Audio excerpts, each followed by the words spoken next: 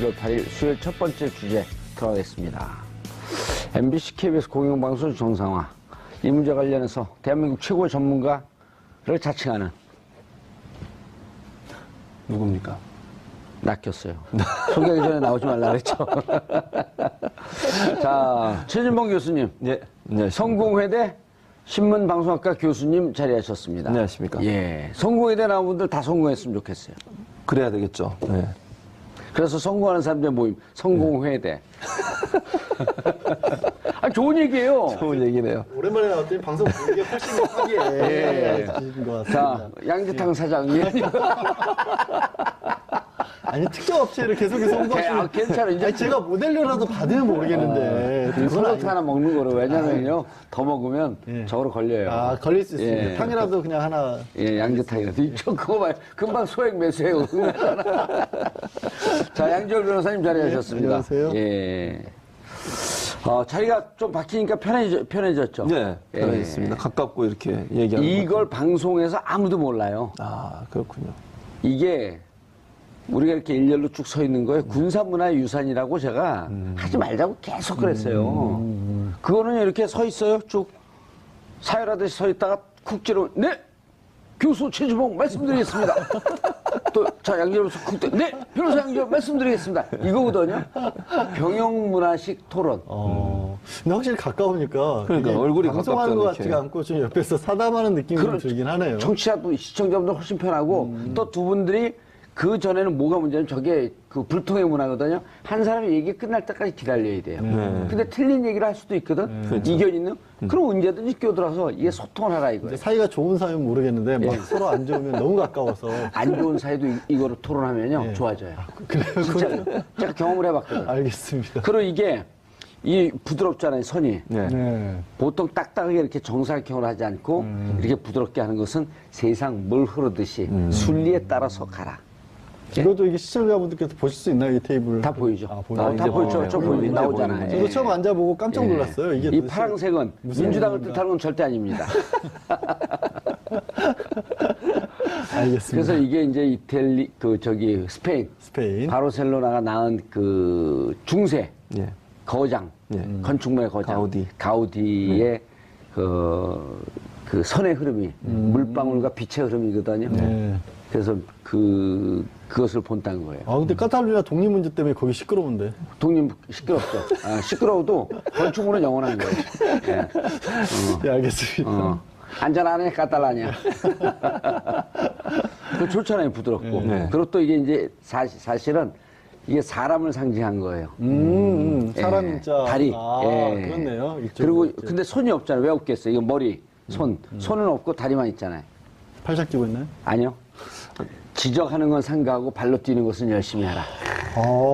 해설에 해몽이 다르시네요. 꿈보다 정말 해몽이 다르시네요. 설계하셨나요? 제가 설계했어요. 아, 그러셨군요. 라고 주장하고 싶어요, 그냥. 그래서 우리가 평상시에 남 지적하는 거에 익숙하지 말고 팔은 가만히 갖고 있고 발로 뛰어라. 부지런한 민족. 좋잖아요. 그렇게 앉으면 편해요. 네, 훨씬 편합니다. 네. 이렇게 병역 문화 때는요, 혼자 떠들고 막 혼자 웃으면 저기 있는 사람들이 웃어야 될지 말아야 될지. 왜냐하면 군대에서 잘난 척하고 나대면 주의봉으로 빡 때리잖아요. 그 박정희 대통령 국무회의 할 때 그랬었잖아요. 다 일렬로 쫙 앉아가지고 수복 다 받아 적고 있고 한마디도 말하려고 의견 일일이 들어봐야 되나요? 그런 얘기하고. 청와대 주임 바뀌면 이제 국무회의도 이렇게 또 원턱으로 앉아갖고 그렇게 편하게 해야 돼요. 그럼요. 그리고 소모임을 자주 해야 돼요, 소모임. 맞습니다. 예. 이런 정도 이렇게 그렇죠. 두세 명, 세네 명. 만어봐야 한 6, 7명. 그 토론이 되는. 자, 어쨌든. 자, 그런 걸 제대로 하지 않아서 MBC, KBS가 이렇게 개판이 됐다. 요즘 나쁜 거에 개란 말씀 안 돼요. 안 되죠. 그게 요즘 반려견 문화인데. 그래서 요즘은 그 개 대신에 쥐로 바꿨어요. 쥐판 됐다. 쥐는 항의할 일이 없죠. 항의할 일이 없죠. 누가 쥐 키우는 사람 없잖아. 근데 지난번에 그 쥐 그림으로 포스터 그렸다가 뭐 처벌받고 그랬잖아요. 항의한 사람 한 명 있지 않겠습니까? 그렇죠. 누구였었죠? 무슨 담인데? 그렇죠. 근데 네. 그걸 처벌하라고 한 사람 있지 않겠습니까? 그 사람이. 그 사람들 다 지금 싹 밑으로 그렇군요. 바퀴벌레처럼 밑으로 숨었어요. 그러니까요. 예. 참 진짜 9년 동안 했던 걸 보면 기가 막혀요. 기억을 다 되짚어내기도 어려워요. 너무 많은 일들이 아니, 있어서. 너무 주제가 많아갖고 그렇죠. 무슨 댓글에 사이버 사령부에 기무 사령부에 뭐 특수활동비에 특활비라 그러니까 요즘 학생들이 그런데요. 특활비가 그렇게 많아요? 중학교 고등학교 때 특활비 있잖아요. 그러게. 아, 진짜 거기로 연결이 되겠다. 예, 그럼요. 그 친구들이 들었을 때는 우리가 줄여갖고 특활비라 그러잖아. 특활비를 40억씩 뭐 4,800원씩 갖다 썼다 그러니까 네, 맞습니다. 정말 깜짝깜짝씩 놀래긴 하겠네. 1년에 한 고등학교 특활비가 전체 예산이 3천만 원이 안 돼요. 3천만 원 나오면 어마어마 나온 거예요. 그렇죠. 그것도 1천만 원 많네. 안 짜일 거예요, 그게 아마. 자, MBC부터 얘기할까요? 네, 그러시죠. MBC 지금, MBC는 아니구나. 방금 지금 MBC 아, 제가 예. SBS 시청자위원. 시청자위원. 그 MBC하고 특별히 관계는 없습니다. MBC가 저를 싫어합니다. 왜요? 아, 맨날 비판한다고 MBC 그러면 물러나라 지금 이러고 MBC, 그러잖아요. KBS가 우리 좋아하지 않죠. 그렇죠. 예. 다 찍힌 사람들 아니겠습니까? MBC의 상황을 좀 정리해 주시죠. 어떻게 되고 있는지. 그러니까 MBC는 사실 이제 고영주 이사장에 대해서 박문진 예. 이사장에 대해서 불신이 많이 통과가 되면서 이사장직이 상실이 됐죠. 예. 그리고 새로 이사장을 뽑았는데 전에 이제 자, 일단 우리 그 시청자분들이 다 알 것처럼 생각하는데 예. 처음부터 다시 짚어줘도 돼요, 이럴 때는. 자, MBC 사장은 어떻게 뽑고 사장을 뽑는 박문진 이사는 어떻게 구성이 되어 있으며 네. 그런 것을 간단하게 먼저 소개해주고 매번. 왜냐면 듣고 돌아서면 또 잊어먹거든요. 잊어버리죠. 예. 예, 맞습니다. MBC는 주식회사 형태로 되어 있는데요. 예. 그 주식회사의 주식 구성을 보면 70%와 30%로 나눠집니다. 70% 주식을 방송문화진흥회라고 하는 공익기관이 가지고 있고요. 예. 30%는 정수장학회가 가지고 있습니다. 예. 정수장학회는 박정희의 정자와 유경수의 숫자를 따서 정수. 아하. 원래 516 장학회였는데요. 예, 예. 516 장학회가 전두환이 이제 언론통폐하면서 그 주식을 예. 뺐었어요. 지방에 있는 MBC 주식들을 다 뺏어가지고 국정원 그 당시에 안기부죠. 안기에 불러서 포기각서 받고 지방 주식들을 지방 MBC가 원래 개인이 갖고 있었거든요. 그 주식을 탈취를 해서 그 중에 30%를 박근혜 전 대통령한테 준 거죠. 그래서 만든 게 정수장학회, 516 장학회가 이름을 정수장학회로 바꾸고 그 정수장학회가 MBC 주식의 30%를 가지고 있습니다. 그래서 70%를 가지고 있는 방송문화진흥회가 MBC의 대주주가 되는 거죠. 예. 그래서 방송문화진흥회는 공익기관이기 때문에 일방적으로는 한쪽이 이사회를 구성하는데 절대적인 힘을 발휘할 수 없도록 만들자 하고 원래 만들어졌는데 방송문화진흥회 그렇죠. 방문진이라고 방문진하고 줄여서 얘기하죠. 그 예. 방문제 이사는 9명으로 구성이 됩니다. 9명의 이사는 전부 다 방송통신위원회에서 임명하도록 되어 있습니다. 예. 그러니까 방통위가 정권을 갖고 있는데 방통위에서 그 신사 합의를 한 거예요. 그러니까 이게 법으로 예를 들면 9명 이사 중에 몇 명은 여당에서 추천하고 몇 명은 야당이 추천하고 이런 건 없습니다. 그러나 방통위 내에서 합의를 하기를 예전부터 한 20년 동안 그렇게 해왔습니다. 방통위에서 어떻게 합의를 했냐면 여당에서 6명, 야당에서 3명의 이사를 추천하는 것으로 하자. 그래서 이사를 구성하자. 실제는 방통위에서 임명은 하지만 방통위는 여야가 추천한 사람들을 그대로 임명해주는 걸로 20년 동안 해왔어요. 예. 그러니까 이번에도 사실은 이제 그렇게 그러니까 박근혜 전 대통령이 있을 때 박문진 이사가 선임이 됐었죠. 그러니까 네. 3년마다 한 번씩 임기가 3년이거든요. 그러니까 2년 전이죠. 내년 8월이면 임기가 끝나요. 그러니까 2년 전에 8월에 만들었었고요. 그때 구성이 6대 3이었어요. 고영주 이사장은 그때 이사장으로 선출이 됐고요. 잠깐만 6대 3이 여당. 여당이 6, 야당이 박근혜 3. 대통령을 포함한 그때 당시에는 새누리당에서 새누리당에서 6명, 민주당에서 3명. 민주당에서 3명을 임명해서 임명했죠. 6대 3. 그러니까 결국은 여당에서 사장을 임명할 수 있는 권한을 갖게 된다. 갖게 되는 거죠. 네. 그래서 김장겸 사장은 결국 새누리당에서 임명한 사장과 다름이 없다. 그렇죠. 그게 이제 대체적으로 대통령이나 청와대에서 이사회에 일정 부분 메시지를 주면 이사회가 그 메시지를 받아서 사장을 임명하는 형태로 가는 거죠. 그래서 김재철이 원래 박근혜 캠프에서 일했던 사람이잖아요. 특보 출신이에요. 그러니까 예. 김재철이 사장 된 것도 결국은 박근혜 전 대통령의 의중이었다고 볼 수밖에 없는 구조고. 예. 그래서 그때 당시에 박문희 이사장은 김우룡 이사장이었죠. 잘 아시는 것처럼 청와대가 조인트 맡고 온 본인이 조인트 맞았다고 그랬으니까. 그리고 나서 이제 김재철 사장 물러나고 그 뒤에 두 번째로 앉은 사람이 이제 김장겸 3월에 임명이 됐었죠. 예. 사실은 탄핵되기 바로 전이었어요. 그러니까 막판에 갈아놓고 사장을 자기가 원하는 막판에 사람 알박기 한 거네. 알박기 한 거죠. 그리고 자기는 이제 탄핵이 된 건데 그러고 나서 이제 잘 아시는 건 정권이 바뀌니까 여러 가지 이유로 2명이 사퇴를 했습니다. MBC 이사회 2명이. 원래 6대 3 구조였는데 사퇴를 하다 보니까 이게 5대 4가 되지 않습니까? 5대 4가 됐죠. 네, 그래. 그 2명을 새로 임명했는데 이제 여당 몫이기 때문에 지금의 여당이 민주당에서 2명을 추천해서 임명을 해서 2명이 들어가게 됐고요. 그래서 5대 4로 바뀐 상태에서 고영주 이사장 잘 아시는 것처럼 지금 문재인 대통령에 대한 막말 허위사실 유포 이런 것 때문에 지금 재판을 받고 있는 상황입니다. 그런 막말하는 사람을 계속 이사장으로 둘 수 없다. 그래서 5대4 구제에서 이사장 불신임안이 통과가 됐습니다. 그러면서 예. 고영주 이사장 이사장직을 잃게 됐고요. 아니 저거 어떻게 되는 거예요? 왜 5명 최강욱 박문진 이사장은 없어요? 이사장은 최강욱 변호사가 아니고요. 최강욱 저기 있구나. 현 역축현 이사가 5명인데 그중에 예. 최강욱 변호사가 있고 있고 5명 중에 새로 이사장을 뽑았는데 그분이 바로 이완기. 예. 이완기 이사장이 새로 이사장이 됐고요. 이완기 이사장은 울산 MBC 사장을 거쳐서 민원연에서 활동을 했던 분입니다. 예. 그리고 이제 고영주는 사실 이사장직을 자 일단 고영주에 대해서 불신임안을 통과를 시켰죠. 시켰고 네. 이완기 이사장을 뽑은 건가요? 뽑았죠. 그래서 지금 현재 이사장은 이완기입니다. 아 이완기. 그럼 예. 나머지 4명 저기 구여권 추천이사 그대로 있는 고영주, 권혁철, 김강동, 이인철 는 이사로 있는 거죠. 이사도 있고요. 이사장은 아니고요. 예, 근데 고영주 이사도 뭐 해임한다 이런. 그래서 저거는 문제는 뭐냐면 방문진에서 이사 해임권을 갖고 있진 않아요. 이사 예. 해임권은 방통위가 가지고 있습니다. 그러니까 방문진 이사회에서 지난번 결의하면서 어떻게 결의를 했냐면 방통위에 건의를 한 거예요. 이 사람이 이렇게 문제가 많으니 이 사람을 해임해 주십시오라고 방통위에 건의를 했기 때문에 조만간 방통위에서 해임을 할 것으로 저는 기대를 합니다. 예, 그렇게 방금 되고. 그 저거 이사회 도표를 한번 다시 보면서 얘기를 하시죠. 그 5명, 4명 되어 있는데, 그럼 이분들의 첫 번째 안건이, 10일 오후 5시 이사회 속개 예정이라고 했는데, 그 전에 원래는 이걸 오늘 좀 정확히 얘기해 줘야 돼요. 다른 내용도 뭐 별로 중요하지 않아. 다 중요하지만, 시청자분들이 도대체 MBC 사태는 어떻게 되는 거냐. 그러면 누구 하나 정확하게 이마저마해서 저마저마 이걸 갖고 딱 패널들이 자기 하는 얘기들만 다 쏟아내요. 예.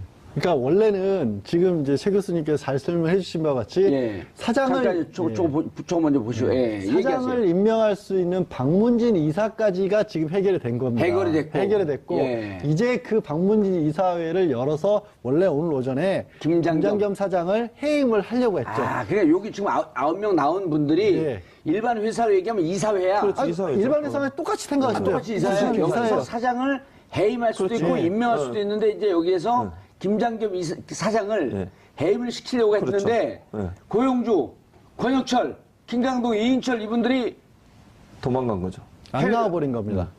아, 해외에 해외 누구 갔어요? 4명이 안 간 갔어요. 거예요. 4명이 안 나와버린 거예요. 4명이 다 해외를 갔어. 예. 태국에서. 품질 시켜놔야지. 근데 이거를. 범죄를 저지른 사람들은 아니니까. 물론 고영주 사장은 재판을 받고 있는 중이긴 합니다. 예. 허위사실 유포와 명예훼손으로 문재인 대통령에 대한 허위사실 유포로. 하지만 그게 이제 출국을 금지할 정도는 아니었다고 했기 예. 때문에 이분들이 태국에서 하는 국제 방송 세미나라는 거 하려고 참석을 하려고 출국을 했답니다. 근데 지금 온 나라가 사실 예. MBC가 지금 몇 달째 비정상적으로 재방송을 틀어내고 있는데 그러게요. 그거 해결해야 될 시점에 갑자기 1년 전부터 잡혀 있었던 사업이고 저게 이사들이 꼭 가야 되는 사업은 아닌 거거든요. 예. 그래서 원래는 그렇다고 오해하시면 안 되는 게 이사회는 할 수 있습니다. 왜냐하면 9분 중에 5명만 참석을 하면 예. 모든 그러니까 특별 가결 정적수가 아니기 때문에 예. 과반수 이상 참석해서 과반수 의결하면 되지만 그래서 또 나중에 갔다 와서 또 뭐라 그럴까봐 이틀을 미룬 겁니다. 근데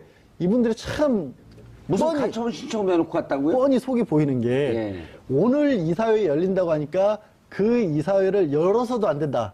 아, 꼭 개최야. 또 이사회에서 결의를 하더라도 결의 내용도 효력이 없다라고 이사회 가처분, 그 다음에 결의 내용에 대한 효력 정지. 그러니까 2중, 3중으로 안전장치를 만든 거예요. 예. 나 그 법원에 가처분 신청해서 열지도 마라. 설령 열리더라도 그 내용도 효력 없다라고 해라. 그래 놓고도 또 이사회도 어쨌든 우린 참석 못한다고 또 해외로 가버린 겁니다.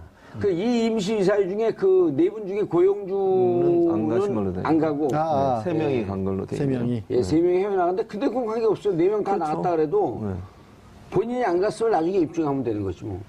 아니, 뭐 크게 중요한 문제는 아니죠. 크게 중요한 문제는 아니죠. 어쨌든 이사회에 나오진 않았으니까요. 근데 아니 저는 이해가 안 되는 게 이게 지금 뭐 아니 이해 안 되면 조금 이따 얘기해. 팩트를 자꾸 얘기해줘야 된다니까요. 개인적인 얘기보다도.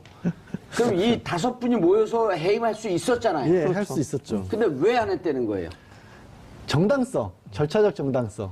그나마 나중에 그렇게 해임을 시키더라도 가급 거기에 좀 많은 대해서 인사가. 예, 아. 그러니까 이 사람 안 참석하지 않은 구 여권 출신들의 명분은 뭐냐면 이런 거죠. 아, 이건 정치적인 어떤 탄압이다. 그렇기 때문에 우리들을 빼고 나서도 급조해서 이게 이사회를 열어놓고 우리는 법원에까지도 이걸 하지 말아달라고 신청을 했는데 그것조차 무시하고 그냥 강행을 한 거다는 얘기가 나중에 나올까봐 한 번 더 기회를 주기 위해서 10일로 미룬 겁니다. 그런데 오늘 네. 이사회에서 나오라 그랬잖아요. 김장겸 네, 사장. 나오라고 그랬죠. 나왔는데 그 사원들이 노조원들이 김장겸 물러나라 그러니까 그거 보고 아주 뭐 회의할 분위기 아닙니다. 갔다면서요? 그러니까요. 그것도 말이 안 되는 거 아니겠습니까? 사장이 예를 들면 와서 당연히 그 지금 김장겸 사장이 얼마나 논란이 되고 있습니까? 취재진도 얼마나 많이 왔겠어요. 일반적으로 회의장에 들어올 때 뭐 국회도 마찬가지 아니겠습니까? 논란이 되는 어떤 사안이 있을 때는 거기에 뭐 노조원도 올 수 있고 취재진도 와서 질문할 수 있는 거 아니겠습니까? 취재하는 입장에서. 근데 그걸 빌미로 해서 회의장에서 2분인가 3분 만에 돌아가 버렸어요. 이사회를 무시하는 거 아닙니까? 본인의 해임권을 갖고 있는, 임명과 해임권을 갖고 있는 이사회에 출석하라고 통보를 받고 왔다가, 그래서 이제 전화를 한 건 최강욱 이사가 전화를 했어요. 왜 안 오냐? 그랬더니 한다는 소리가 이런 분위기에서 회의 참석할 수 없습니다. 이러고 돌아갔다는 거예요. 얼마나 이사를 무시하는 행동이면 그런 행동을 하겠습니까? 뭘 믿고 그러는지 모르겠어요. 저는. 그래서 이런 태도 자체도 문제가 있고요. 노조원들이 그래서 돌아가려고 하니까 회의장 길 비켜줬어요. 가라고 들어가라고. 왜냐면 노조원들이 처음에는 반대하고 물러나라 그러고 자진 사퇴하라고 그러다가 이제 본인이 나 이러면 돌아가겠다 하니까 길 터줬는데도 들어가라고. 예, 그랬는데 그걸 빌미로 해가지고 다시 그냥 회의장에 안 들어가고 돌아가 버린 거죠. 아니 그 노조들이 이렇게 쫙 길 터진 걸 이른바 이제 노조의 기적. 모세의 기적이 아니라 노조의 기적. 본인은 네. 길을 터줬는데도 불구하고 네. 엘리베이터에 갇혀서 꼼짝달싹 못하는 상황이었다라고 주장을 하고 있습니다. 그래서 소명서까지 내겠다고 근데 그 합니다. 멀쩡한 MBC 그 기자 출신이고 직원이잖아요. 왜 근데 그렇게 이상해졌어요? 근데 생각을 해보면요. 그 전에 예를 들어서 해임을 하거나 할 때는 경찰 공권력까지 동원해가지고 노조들 다 쫓아내고 정윤주 사장 끄집어냈잖아요. 그렇게 강제로 끄집어냈었잖아요. 노조원들이 막아서는데도 불구하고 경찰들이 다 연행해가지고 정윤주 사장 임명을 했었거든요. 공무집행 방해입니다. 연행하겠습니다. 그럼 노조원들 다 연행했고. 그렇죠. 그러니까 방송국을 세상에 지금 생각해보면 너무 황당한 게 방송국을 경찰 경력이 동원해서 그렇게 둘러싸고 있었다는 게 그건 정말 국가적인 망신이었거든요. 그거 한 번 하는 것 할 때마다 전국 그 세계에서 언론 자유지수 팍팍팍팍 떨어졌잖아요. 그래갖고 한 70위까지 떨어졌어요. 한 원래 29인가 하다고 했다 70위까지 떨어져 버렸죠. 30위권 안에 들어가 있다가 70위까지 떨어졌죠. 그러니까 그런 일을 했고 지금은 말씀하신 것처럼 뭐라고 하니까 들어가십시오라고 했는데 엘리베이터가 MBC 새 건물 같은데 고장이 났나 봐요. 네, 그렇습니다. 작년에 3월에 네. 김장겸 사장 임명할 때부터 예측됐던 일 아니에요? 그렇죠. 그때 정권 바뀔 것 같으니까 날밖에 해놓고 맞습니다. 이렇게 임기가 있는데 어떻게 할 거냐. 예? 근데 김장겸 사장 3월 얘기했다라는 게 본인이 계속해서 이게 또 변명거리가 되고 있어요. 나는 지금 이제 김장겸 사장이 해임 사유로 들고 있는 것이 여러 가지가 직원에 대한 부당 정보라든가 공정성을 해치는 행위라든가 아니면 그 어떤 노조 탄압 이런 것들을 다 들고 있는데 3월에 왔으니까 나는 알 바 아니다라는 식으로 얘기를 하고 있거든요. 근데 아시다시피 이제 그걸 아셔야 되는 게 이분은 계속해서 보도국장을 맡아서 MBC 보도에 가장 중요한 일을 하고 있었던 거죠. 그 사이에 사장이라는 타이틀만 없었던 거지 실무는 다 했던 사람인데 이제 그 얘기는 지적하신 것은 3월에 왔다가 알바끼를 했다고 그러는데 그걸 또 핑계로 난 3월에 왔으니까 난 몰라. 이런 식으로까지 지금 대응을 하고 근데 있는 이제 겁니다. 문제는 뭐냐면 그렇다 하더라도 지금 양재열 변호사 잘 지적하셨는데 보도본부장이나 보도국장은 기자들, 보도국 내 인사에 개입을 하고 관여를 할 수 있는 직책이에요. 사장이 일방적으로, 물론 사장이 최종적으로 임명을 하고 어떤 보직을 주지만 보도국장이나 보도본부장이 건의한 상태에서 하지 않겠습니까? 예. 밑에서 부장이나 본부장이 건의해서 이런 사람이 이 자리로 가야 됩니다. 실제 김재철과 김장겸이 친밀하게 서로가 소통하면서 어떤 사람 어느 자리에 앉힐지 또 어떤 프로그램을 어떻게 할지 그런 여러 가지에 직접적으로 개입했을 수 있는 정황들이 많이 찾아지고 있기 때문에 본인이 사장이 3월에 됐다 하더라도 이미 보도국장, 보도본부장을 거치면서 온갖 못된 일을 다 했다는 거죠. 그것까지 자기가 면죄부를 받겠다고 하는 것은 참으로 손바닥으로 하늘을 가리는 행동이라고 볼 수 없습니다. 그 사람은 손바닥으로 하는 거 하는 게 오래됐고 손바닥 다 탔을 텐데. 아니 근데 진짜 말씀하신 것처럼 이것도 이제 팩트니까 시청자분들은 언론사 구조에 대해서는 일반적으로 잘 알려지진 않잖아요. 언론사 구조는 제가 이제 기자로 신입사원 들어갔 신입 기자로 들어갔을 중앙일보 때, 기자였잖아요. 예, 기자로 들어갔을 조중동의 한 축을 이루고 있는 중앙일보. 또 굳이 그렇게 또 지적을 하실 것까지는 왜요? 없으시잖아요. 아, 그럼 이명박근혜 하면 그걸 뛰어서 얘기하라는 거나 똑같은 거지. 아니, 그 말씀 드렸던 건 아니었는데, 하여튼, 인사팀장이 이제 편집국장에 대해서 저희한테 설명을 해줄 때 그게 딱 기억이 나서, 국장은 하늘이 내는 거다. 언론사에서의 국장은 하늘이 내리는 거다. 라는 얘기를 할 정도로, 실제 실무에 있어서는 이제 보도 편성본부장이나 신문사의 편집국장이 사장은 경영을 하다 보니까 뭐 광고 따오고 뭐 이런 거 다 책임져야 되는 거고 실제 안에 보도와 관련된 그러니까 언론의 공정성과 관련된 부분은 보도국장이 다 책임지는 거죠. 국장. 야, 그럼요. 국장은 하늘이 내는 거다. 그러니까 아니 실제 보도 관련해서 말이 멋있잖아요. 국장은 하늘이 내는 거다. 그리고 그거는 농민이 내는 거다. 그거 알아요? 농민이 내는 거. 된장은 농민이 내는 거다. 갑자기 거기서 된장이 점심에 된장찌개 드셨어요? 맞아요. 어떻게 알았어? 아니, 그 된장 얘기를 하시니까. 양도사. 냄새가 살짝 나는 것도 같습니다. 왜 양치를 3번 했어요? 아니, 3번 하나, 둘, 셋 하고 그랬다. 네. 아니, 근데 지금 김장겸 사장의 해임 7가지 이유를 밝혔어요? 예, 그랬죠. 예, 빨리 얘기해 주지 마세요. 우리 예. 최준봉 천천히. 교수님 다 내용이 좋은데 빨리 말이 빠르죠, 제가. 네, 맞습니다. 말이 빠른 건 블라디미르. 네. 정의님 저한테 늘 지적하는 게 말이 예, 빠르다고. 천천히 얘기해도 다 천천히 이해, 그럼요. 얘기하겠습니다. 이제 화가 나면 제가 말이 빨라지거든요. 네. 첫 번째, 방송의 공정성과 공익성이 훼손됐다. 공정성을 훼손했다. 그렇죠. 이거는 이제 보도본부장, 보도국장을 하면서 예. 실제 프로그램에 방송에 못 나가게 한다거나 예. 박근혜 전 대통령 이미지를 좋게 만드는 보도를 만들려고 한다거나 이런 지시들이 알겠습니다. 있었다는 것입니다. 공정성에서 이제 그건 다 알아. 그렇죠. 사람들이. 그다음에 MBC를 정권의 방송으로. 정권의 방송. 이명박 박근혜 정권의 복무하는 방송을 그렇죠. 만들었다. 그렇게 만들겠다. 예. 그다음에 노조 탄압 인권 침해 있었죠. 노조 탄압 같은 인권 침해는 그 뭐 CCTV 같은 걸 설치해 가지고 감시하는 경우도 있었고요. 예. 노조 활동한 사람들에게 등급을 제일 낮은 등급을 넣어서 좌천시키는 이런 일도 있었고요. 그다음에 뭐 사장의 리더십 당연히 없죠. 시용 기자들 뽑아가지고 메꾸고 이런 일, 물론 김재철 사장도 시작됐습니다만 예. 경영 지침의 불이행, 박문진 경영 지침의 불이행이라고 하는데 박문진이라고 하는 것은 아까도 말씀드린 공익기관이기 때문에 공익적 목적으로 방송이 복무를 해야 될 텐데 그런 역할을 안 하고 정권 친화적인 방송을 했다는 점, 신뢰와 품위의 추락, 그다음에 무소신 무능력 무대책. 이건 뭐 더 이상 말이 필요 없을 것 같습니다. 예, 그러니까 이번에- MBC가 잘 아시는 것처럼 예. 시청률도 엄청나게 떨어졌고요. 그렇죠. 7번 같은 경우 무소신, 무능력, 무대책 이건 3노네, 3노. 그렇죠. 예. 이번에 우리가 중국에 사드 발표하면서 3노 정책 삼노를 했잖아요. 얘기했죠. 네. 더 이상 설치도 하지 않겠고. 예. 뭐 한미일 동맹도 군사동맹 안 하고. 안 하겠다. MD도 아니고 한미일 군사동맹 아니다. 하겠다. 네, 맞습니다. 그걸 좀 본따고 이거 최강 변호사 만든 것 같은데. 무소신, 무능력, 무대책 이거 참 창피해서 어떻게 살아 이거. 본인들은 그렇게 생각 안 하니까. 이른바 이제 법적으로. 정권으로부터 탄압받고 있다. 그렇죠. 확신범이라고 생각을 하는 거죠. 본인들은 정치, 오히려 MBC가 지금까지 그 전에 비정상적으로 운영된 것을 정상화시켜서 내가 그걸 유지하고 있는데 정권이 바뀌는 바람에 갑자기 그렇죠. 노조가 장하고 있었던 좌빨 방송이었다. 그렇죠. 그거를 정상화시켜 왔는데 정상시켜서 일배 방송을 만들겠다. 일배방. 그러니까 왜냐면 그 장악한다는 얘기가 정확히 맞아 들어가는 게 해직 기자들 중에 녹취록까지 나온 분이 박성재 기자였던가요? 이유 없다, 너 딸 자르는 거. 자를 이유가 없다. 자기들끼리 얘기하면서 하지만 얘는 지금 너무 극렬하게 노조 활동하는 친구이기 때문에 일단 잘라놓고 봐야 된다라고까지 예. 자기들이 그렇게까지 애를 써서 정상화시켰는데 정권 바뀌는 바람에 다시 비정상으로 갈까봐 걱정이 많으실 겁니다. 예.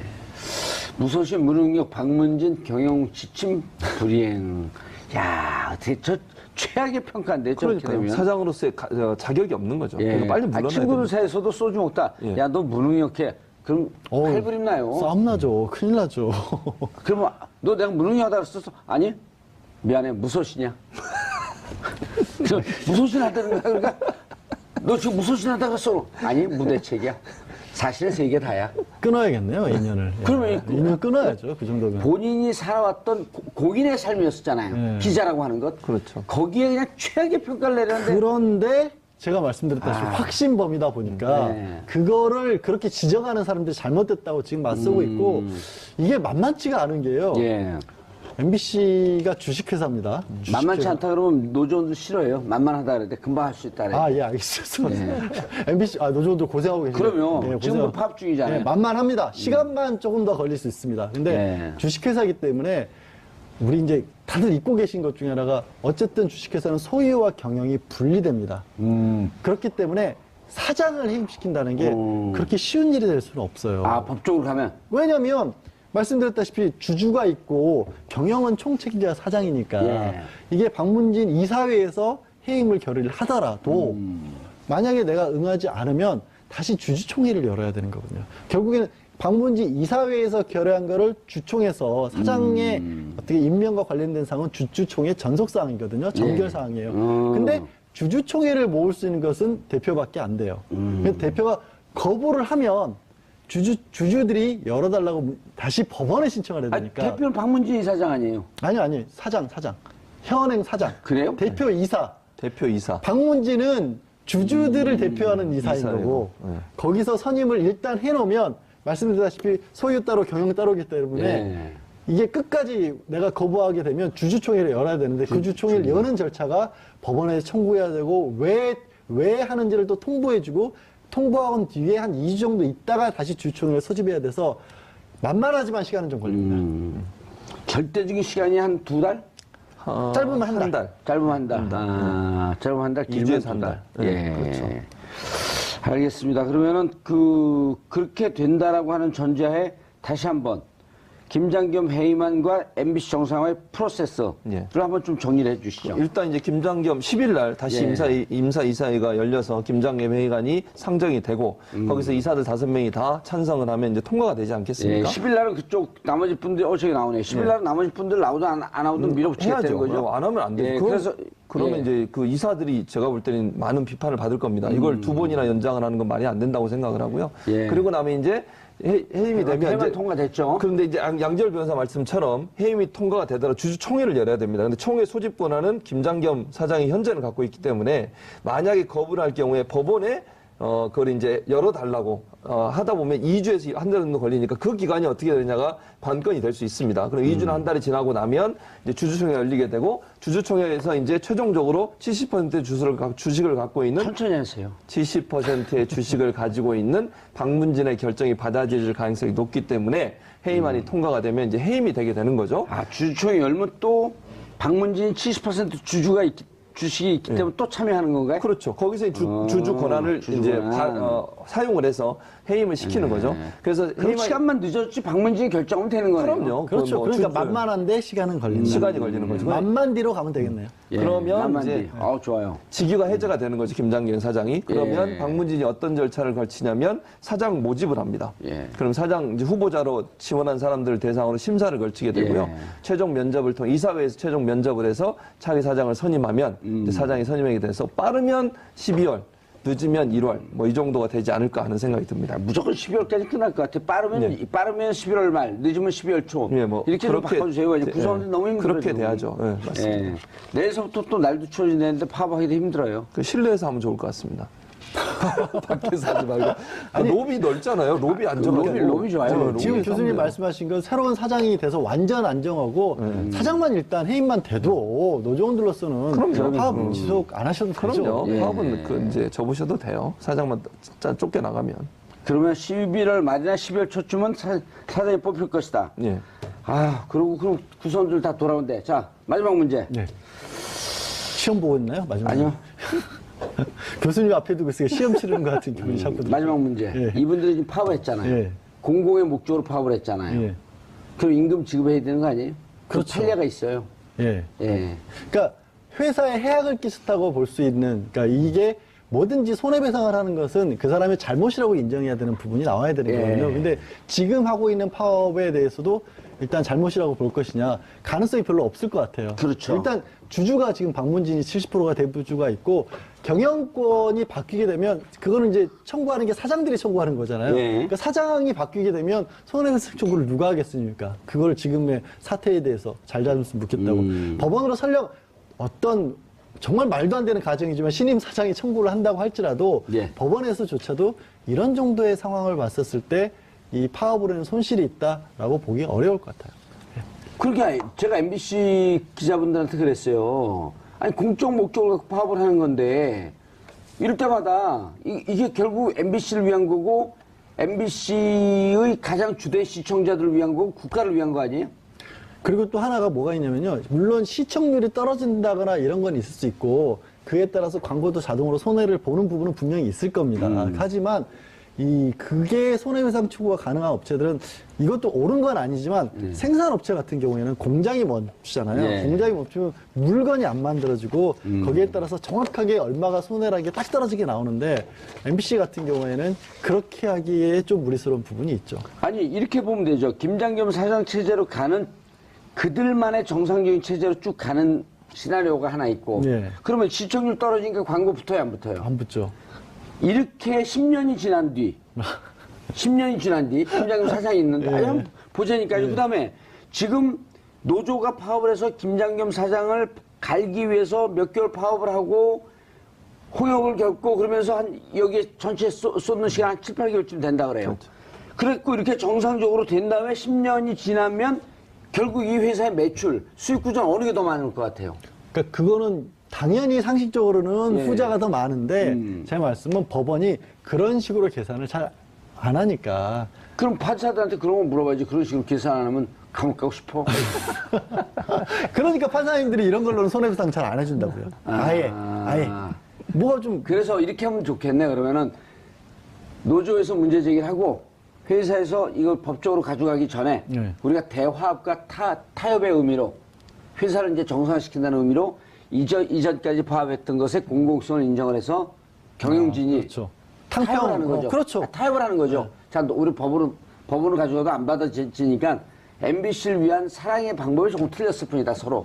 자, 이거 타협을 해서 이제 급여도 뭐 급여 중에 다 주면 좋겠지만 경영이나 이런 거 감안해서 일정 부분 그거는 하고, 충분히 가능하죠. 그런 걸 하자는 거예요. 그거 하려고 노조가 있는 거잖아요. 예, 그리고 이제 그때는 임금 투쟁도 아니고 정상적인 과정에서 정상화시키는 과정에서의 선의의 피해자가 없도록 하겠다. 네. 그리고 회사 입장에서는 이제까지 9년 동안 물론 정권의 눈치가 무서워서 그랬지만 잘못한 거에 대한 징벌적 배상 개념을 도입해서 노조원들에게 다 배상을 하겠다. 그렇게 된다면 너무나 훌륭한 조치가. 방금 가이드라인 주잖아요. 네? 가이드라인 제시하는 왜냐면 우리가 법을 모르는 사람들이 이런 상식적 방안을 주는 게 제일 맞아요. 오히려 더 그게 맞아요. 그럼요. 갇힌 사고를 하기 마련이거든요. 예.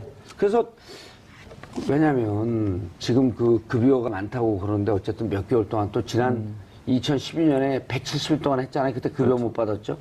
그 이분들이 지역의 자기 조직의 공동 목적을 공동선을 위해서 하는 행위에 대해서는 인정을 하고 배상을 해줘야 돼요. 그렇죠. 보상을 해주고. 맞습니다. 전체를 다 승진시킬 수는 없잖아. 예.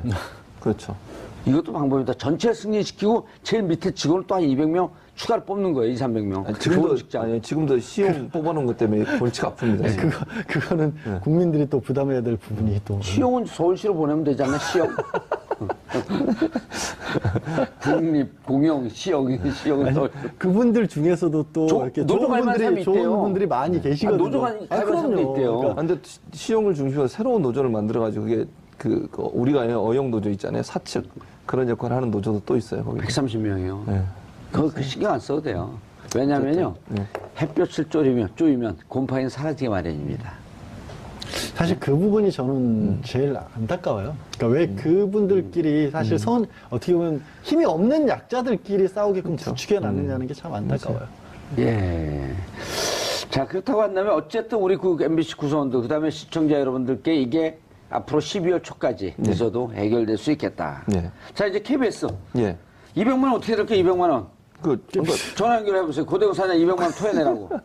이거는 불법 아닙니까? 그러니까 이걸 정확히 진짜 200만 원 받았으면 이 사람은 진짜 뇌물 받고 방송에 영향을 미친 거 아니겠습니까? 돈을 받고서. 그렇다고 하면 이거는 분명히 문제가 있는 거죠. 불법적인 거잖아요. 그 기사를 가지고 거래를 해가지고 돈을 받았다고 하는 게 되는 거니까. 어쨌든 국정원에서는 그런 기사를 빼달라고 하는 요청을 하면서 돈을 200만 원 준 거 아니겠어요? 고대영 사장 받은 기억이 없다. 그러니까요. 근데 증거가 있잖아요. 국정원에 줬다고 지금 기록이 돼 있고. 그러니까 검찰이 좀 잘 찾아내서 이 거짓말하는 고대영을 어떻게 했는지 좀 진실 앞에 고백할 수밖에 없는 상황까지 증거를 가지고 들이밀어야죠. 그래서 스스로 물러나게끔 만드는 게 필요하다는 생각이 듭니다. 근데 그 최근에 고대영 사장님 무슨 추천 인사가 있다고요? 그게 뭐예요? 이게 뭐냐면요. 예. 연합뉴스, 그러니까 우리가 연합뉴스 TV하고 연합뉴스는 정부에서 약 300억 원 정도가 내년 들어갑니다. 그러니까 운영비로? 국가 예산이 들어갑니다. 예. 그래서 이 그 연합뉴스 TV는 사실은 준공영이에요. 거의 뭐 국가 기관 방송이라고 봐도 비슷하게 돼 있죠. 되잖아요. 그렇게 돼 있죠. 그래서 이사회가 따로 구성이 돼 있습니다. 그걸 뉴스통신진흥회라고 이름을 붙이는데요. 뉴스통신진흥회. 그 뉴스통신진흥의 이사가 7명으로 구성이 되어 있습니다. 예. 그중에 국회에서 3명을 추천하게 되어 있고요. 국회의장 1명, 여당 1명, 야당 1명, 그 대통령이 2명을 추천하게 되어 있어요. 그러니까 국회에서 3명, 대통령 2명, 그리고 나머지 2명을 신문협회, 방송협회에서 1명씩 추천합니다.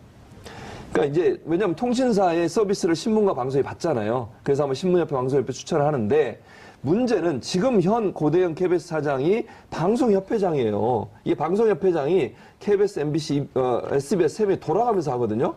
1년씩인가 2년씩. 근데 희한하게 이번에 지금 사장이 고대영 사장인데 고대영 사장이 새로 그 뉴스통신진흥의 이사 중에 방송협회 추천 몫을 본인이 지명을 한 거예요. 최근에. 그게 이제 논란이 되고 있습니다. 왜냐하면 보통은 그 방송협회라는 곳이 아까도 협회 회원사들 있잖아요. 방송사들이 다 회원사로 가입이 돼 있는데 예. 뭐 제일 많이 돈을 내는 데가 KBS, MBC, SBS니까 세계 방송사 사장들 돌아가면서 하는 거예요. 그러면 의견을 함께 물어서 해야죠. 아무리 자기가 지금 협회장이지만 그 돌아가면서 그냥 하는 거지 자기가 뭐 잘나서 한 거 아니잖아요. 뽑힌 것도 아니고. 근데 이번에는 회의도 안 하고 본인이 일방적으로 지명했는데 지명한 사람이 본인과 함께 KBS에서 활동을 했던 분이에요. 예. KBS 특임 본부장을 했던 사람이고 그 이분에 대해서는 약간 좀 논란이 일고 있는데 네. 어쨌든 그래서 이분을 임명한 것에 대해서 지금 언론 학계라든지 아니면 언론 이제 시민사회단체에서 반발의 목소리가 나오고 있는 거죠. 예. 왜 거의 이제 막판에 갔는데 이 사람이 갑자기 왜냐하면 지금 현재 박노항 현 연합뉴스 사장, 예. 연합뉴스 사장이 박노항인데 이 사람이 어떤 짓을 했냐면 어떤 짓이라고 해서 죄송합니다만 어떤 행동을 했냐면 예. 임명되자마자 직원들 전부 회사 앞에 모아놓고 국민 의례를 했어요. 우리가 예전에 그 초등학교나 뭐 중학교 때 하는 거 있잖아요. 기자들을 모아놓고 그래놓고 박근혜 충성심 다하는 이런 국민교육 헌장도 읽었겠네요. 그랬는지는 모르겠습니다. 어쨌든 국민 의례를 다 국민교육 헌장 도열해 기억나세요? 우리는 조국 발전에 뭐 그거 아닌가요? 오등은 차야 조선의 독립군이 그런 거요? 그게 국민교육원장입니까? 너무 오래전. 현재 그래서 연합뉴스 노조에서 박노항 물러나라고 지금 반대 시위를 하고 있는 상황입니다. 그러면은 이 지금 고대영이 자기 지금 앞도 가름 못하는 사람이 이 사장을 임명할 수 있는 권한을 갖고 있는 뉴스통신진흥의 이사를 본인이 원하는 사람으로 임명했다. 이 자체가 논란이 될 수밖에 없는 거죠.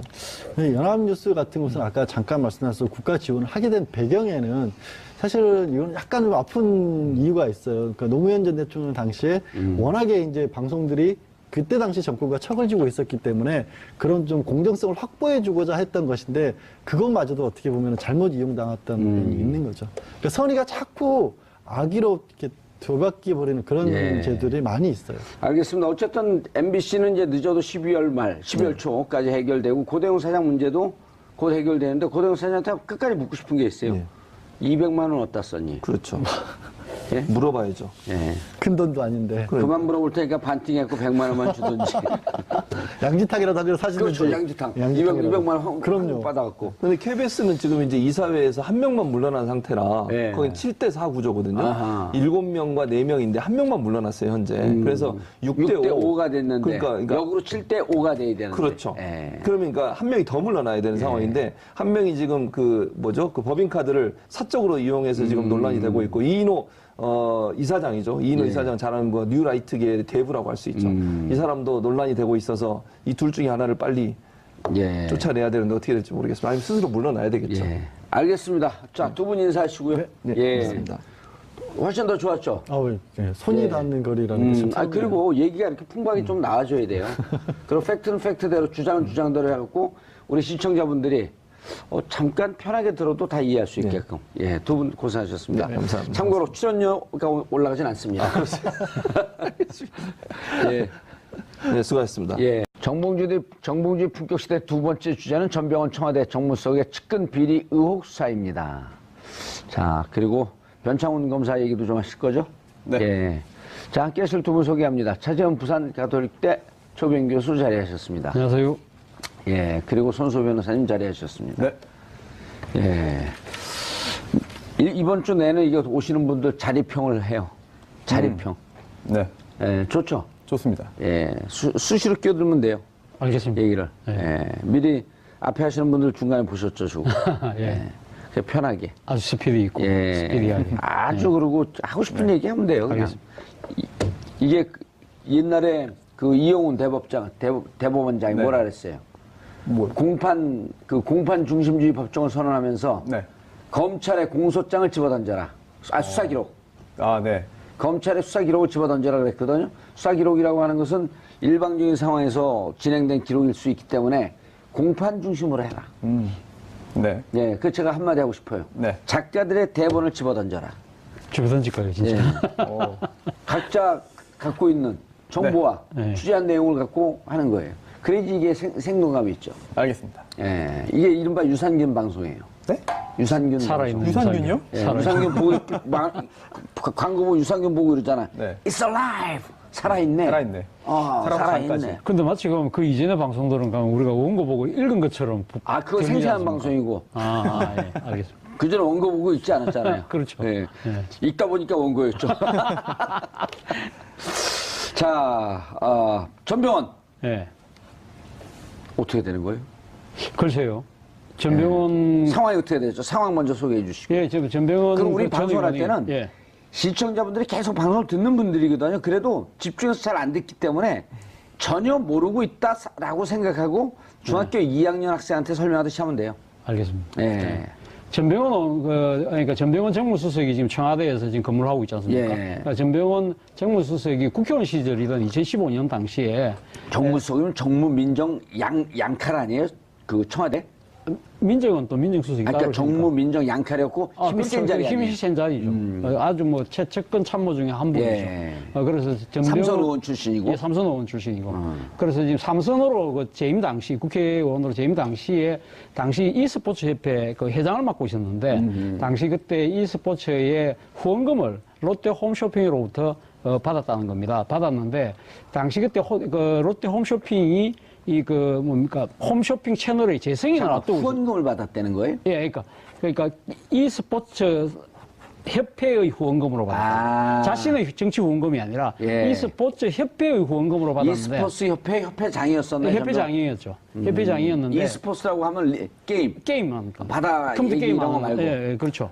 예. 컴퓨터 게임. 리니지 게임 같은 거. 리니지. 예, 뭐 그런, 온라인 게임. 온라인 게임 이런 걸 하는 그 스포츠 협회 회장이었는데 그때 그 문제는 그때 롯데 홈쇼핑으로 돈을 받을 때 롯데 홈쇼핑이 공교롭게도 그 채널의 재승인을 앞두고 있었던 상황이었습니다. 아, 홈쇼핑 채널이 좋은 거면은 장사 잘 되고 잘되고 다시 터지는데 됐는데 문제는 그 전에 일종의 방송이기 때문에 재승인을 받아야 되는데 재승인을 받아야 되는데 바로 그 전에 롯데 홈쇼핑 사장이 이 홈쇼핑에 들어온 업체로부터 뒷돈을 받아서 그것이 문제가 됐던 상황이 있었습니다. 그런데 전병헌 의원이 그러니까 홈쇼핑 채널이 갑의 위치를 이용해서 들어오는 업체들로부터 돈을 받는 경우에는 상당히 재승인을 받기 어렵도록 하는 법을 추진하고 있다고 그래요. 왜냐면 홈쇼핑에 들어가면 그렇죠. 일단 예를 들어 우리가 이 품격시대 이걸 만들었어요. 근데 홈쇼핑에 들어가면 수수료 많이 띄워주긴 하지만 계속 광고를 하니까 대박이 날 가능성이 높기 그렇죠. 때문에 예. 홈쇼핑에서 물건을 유치하는 분들은 누가 하느냐에 둘이 따라서 경쟁해요. 근데 이쪽에서 뒷돈을 더 줘. 그럼 이쪽 물건을 받아주고 이쪽에서 조금 더 주면 또 받아주고 그 다른 데서 더 줘. 그럼 둘을 밀치고 그 사람 받아주고. 또 그렇게 하는 경우가 많았다는 것이죠. 바로 그런 부분들에 대해서 전병헌 의원이 이른바 전병헌법을 통해서 그런 갑질을 한 사업자는 상당히 이 페널티도 물고 재승인을 하기 힘든 쪽으로 법을 추진하고 있으니까 롯데 홈쇼핑의 경영진들이 찾아와가지고 좀 잘 봐달라는 부탁을 했던 모양입니다. 그때 당시에 지금 오늘 문제가 되고 있던 전병헌 수석의 과거 국회의원 시절의 보좌진 윤모 씨라는 사람이 이 지금 롯데 홈쇼핑으로부터 그에게 후원금을 달라. 그 후원금이라는 건 앞서도 이야기했던 e스포츠 산업 협회에다가 그걸 달라는 식으로 이야기를 했는데 너무 그 얘기라서 나름대로 조정을 해서 준 것이 3억이라는 예. 것이죠. 그래서 3억은 공식적으로 주고받고 영수증도 다 처리를 했지만 문제는 이 3억이라는 돈을 받은 윤모 씨가 사실 이 3억 중에 1억 1천만 원을 공금을 횡령한 의미로 구속이 된 겁니다. 그 과정에서 과연 그러면 롯데홈쇼핑으로부터 그액의 후원금을 받는 과정에서 과연 그러면 이 전병헌 당시 의원이 추진하고는 법과 뭐 그런 대가성 관계 그리고 과연 또 이 윤모 씨라는 보좌진 차원에서만 한 것인지 아니면 또 윤모 씨가 빼돌렸던 돈이 과연 어디에 쓰여졌는지 이러한 부분들에 대해서 상당한 지금 의혹이 전병헌 수석에게 모아지고 있는데 예. 전병헌 수석은 어제 밝힌 입장문에 의하면 자신은 불법적인 행위를 전혀 몰랐고 관여하지도 않았고 너무 어처구니 없는 짓이다. 지금 강력하게 반발하고 있는 상황입니다. 예. 저는 게임을 좋아하거든요. 지금도 종종 합니다. 그런데 이 게임계에서 업계에서 전병헌 전 의원, 전병헌 수석이 굉장히 인기가 좋아요. 별명이 갓병헌. 그렇습니다. 굉장히 인기 좋고 또 온라인 게임의 대부로까지 불릴 정도로 그리고 또 인기를 얻었던 이유 중에 하나가 물론 그 친게임 정책 같은 것에 좀 힘쓴 것도 있지만 또 그의 또 연장선상에서 게임 속에 나오는 그 캐릭터의 그 복장들 있잖아요. 그런 복장을 입고 뭐 그런 걸 이제 코스프레라고도 하죠. 실제로 게임 속에 있는 그 등장하는 그 캐릭터의 복장을 입고 사진도 찍어서 올리기도 하고 그래가지고 굉장히 젊은 층한테 인기가 많았습니다. 아하. 네, 그래서 우리는 잘 몰랐었는데. 그렇습가요? 우리만 인기가 있어갖고. 예. 제가 볼 때 그런 쪽에서 현역 정치인 중에 그런 복장을 입고 사진을 찍어서 당당하게 하는 분은 제가 볼 때는 유일하지 않나 싶을 정도로. 저는 죄수복 입고 찍었잖아요. 그런데요? 현역이 아니었구나.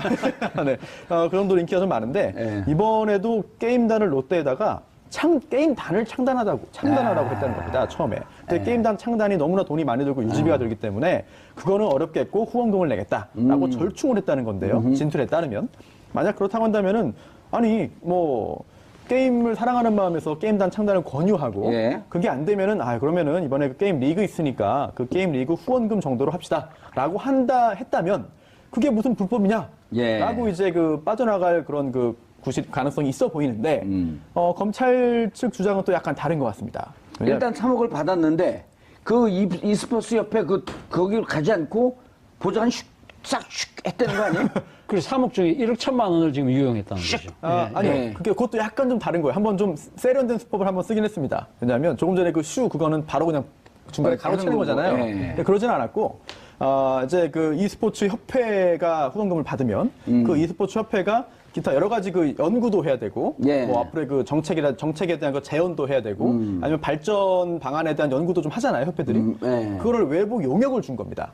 근데 형식은 외부 용역인데 실질은 용역이 아니었던 거죠. 그래서 용역 대금으로 지급을 하고 그 대금을 받아간 것으로 검찰은 지금 짐작을 하고 있습니다. 그러니까 용역 대금으로 받을 유령 회사를 또 하나 만들어놨네. 유령 회사인지 기존에 있는 회사를 활용한 건지 모르겠는데. 어쨌든 그렇죠. 실질적으로 무슨 용역을 하진 않고 네. 용역을 한다고 하면서 e스포츠에서 자 3억이 들어왔어요. 왜냐면 사람들이 3억 들어온 거 말거든. 그리고 검찰이 진짜 제대로 수사를 하는지 이거 잘 몰라요. 걸려봐야 알죠, 사실은. 예, 걸리기 전에 잘 아니 모릅니다. 그리고 이 과정에 대해서도 괜히 청와대에 있는 특히 이제 또 문재인 대통령 지지자들은 이거 기스 내려고 그런 거 아니야? 이거 오해를 할 수 있기 때문에 우리는 여기서 입장과 무관하게 팩트를 얘기해 줘야 되는데 네. 자 e스포츠 협회는 롯데에서 뒤통수를 딱 롯데에다가 뒤통수를 때린 것으로 추정이 되죠. 큰일 날 뻔했네. 네. 그래서 이제 3억을 e스포츠에서 네. 받고 이 e스포츠 3억 중에 1억 천을 네. 요런 데다가 회사에다가 용역을 줘. 네. 자, 뭐 연구를 해라 어쩌고저쩌고. 그리고 요 준 다음에 여기서 돈을 빼갔다는 거 아니에요? 그렇죠. 그렇게 된 거죠? 네. 네, 지금 현재 검찰이 그렇게 파악을 하고 주장을, 있고요. 네, 만약 사실이라고 한다면 처벌 가능성이 매우 높아지는 거죠. 제3자 뇌물 공식 아니에요? 사실 이 보좌진이 어떤 대가성을 가지고 그 돈을 뽑아갔느냐, 이게 대가성이 있다 그러면 뇌물 성립도 가능하겠죠. 공무원이니까. 그런데 그게 아니라고 한다면 또 다른 그런 어떤 법리 적용할지는 고민을 해봐야 되는데, 결국은 이 보좌진에서 그칠 것이냐, 아니면 이 보좌진이 개인적인 범죄가 아니라 그 윗선이 관여되어 있다면 좀 더 문제가 커질 수가 있겠죠. 근데 그 윗선이라고 하는 것은 네. 전병헌 의원. 뭐 검찰이 거기까지 수사를 좀 하지 않겠습니까? 그렇지 않다면은 지금 상황에서 이렇게까지 문제를 크게 하지는 않았을 거라는 개인적인 생각이 듭니다. 그렇죠. 어느 정도 증거를 잡고 그다음에 관계자들 소환하고 뭐 구속하고 그런 거는 그 근거를 다 맞추기 위한 네. 뭐 계좌도 다 추적했을 거고요. 오호. 사실 이 사건 자체가 뭐 어제 오늘 불거진 사실 작년에 터진 사건이라면서요? 작년 9월 달에 지금 재승인 과정에 대해서 여러 가지 그 불미스러운 의혹들이 제기됨에 예. 따라서 검찰이 들여다봤는데 이 들여다보다가 사실 사건 자체가 유야무야됐습니다. 유야무야된 이유는 검찰이 그때 당시 최순실 국정농단 사건이 예. 터지고 이러면서 사실 없었죠. 정신이 없었던 것이죠. 그리고 또 한편으로는 이 지금 전병헌 그 수석의 그 보좌진들을 둘러싼 의혹들은 제기는 이때 있었지만 또 구체적인 증거들이 많이 확보하지 못했던 예. 모양입니다. 그런데 이번에 지금 뭐 추가 증거들을 확보함으로써 지금 구속영장을 지금 그 청구하겠다는 입장인데 그런데 왜 이 시점에 과연 이것이 튀어나왔느냐. 음모론? 시점에 대한 음모론이 지금 제기되고 있는 것도 사실입니다. 음모론 그 시점 말씀드리기 전에 제가 그 사실관계를 조금만 더 보강을 하자면은 지금 이 윤모 비서관 등등 예. 측에서도 좀 방어를 할 수 있을 만한 부분은 좀 있는 것 같아요. 왜냐하면 이 게임당 창단을 요구받은 시점, 그리고 예. 또 3억 원 후원금을 지급한 시점, 이게 사실은 롯데홈쇼핑이 조건부지만 재승인을 받은 이후라는 겁니다. 그 후다. 그렇다면은 아니 이미 조건부지만 재승인을 받았는데 그 후에 이제 지원이 이루어졌다는 거는 대가성이 없는 거 아니냐, 전혀 무관한 거 아니냐라고 하는 그런 주장을 펼 수도 있어 보이고요. 저거 그 구도가 똑같네요. 삼성이죠. 삼성. 그렇습니다. 삼성이 7월 10날 네. 2015년 7월 10날 삼성물산과 제일모직의 M&A 끝나고 난 다음에 네. 15일 뒤 7월 25일 날 박근혜 대통령 두 번째 만나죠. 그렇죠. 이미 다 합병됐는데 네. 그 다음에 뭐 만나가지고 독대한다고 해서 그게 무슨 대가성이 있느냐라고 삼성 측은 지금도 항소심에서 주장을 하고 있는 예, 것이고요. 그렇게 주장을 하고 검찰이 벽에 부딪혔을 때 김상조 공정거래위원장 쭉 가서 자 이것은 전체적인 승계 과정으로 봐야 되고 몇 년간의 일관되게 이루어지고 있는 법으로 얘기하면 포괄일죄. 그렇죠? 네. 계속 연속 이 과정에서 봐야 된다 그러면서 삼성에 대해서 브리핑을 해주고 검찰이 눈을 떠갖고 그 이후의 과정까지. 네. 그래서 그래갖고 공정거래위원회도 그 덮친 거 아니에요. 네. 그래갖고 무슨 1000만 주를 파니 500만 주를 네, 파니 그랬던 네, 게 네, 그 거기서 이제 완결된 건데 야 이것도 똑같은 네. 포괄일죄는 여러 죄를 하나로 묶어서 보는 거고 또 예. 하나의 범죄를 긴 시간 동안 여러 번의 그 행위를 나눠서 하는 건 또 약간 개념은 다릅니다만 뭐 뜻은 거의 예. 비슷하죠. 그리고 또 조금 전에 롯데 측에서는 또 이렇게 말할 수 있습니다. 아까 그렇게까지 방어를 한다면 하지만 또 반박을 할 수 있어요. 왜냐하면 당시에 이게 재승인을 조건부로 3년 조건부 재승인을 받았지만 그게 취소될 위기에 있었습니다.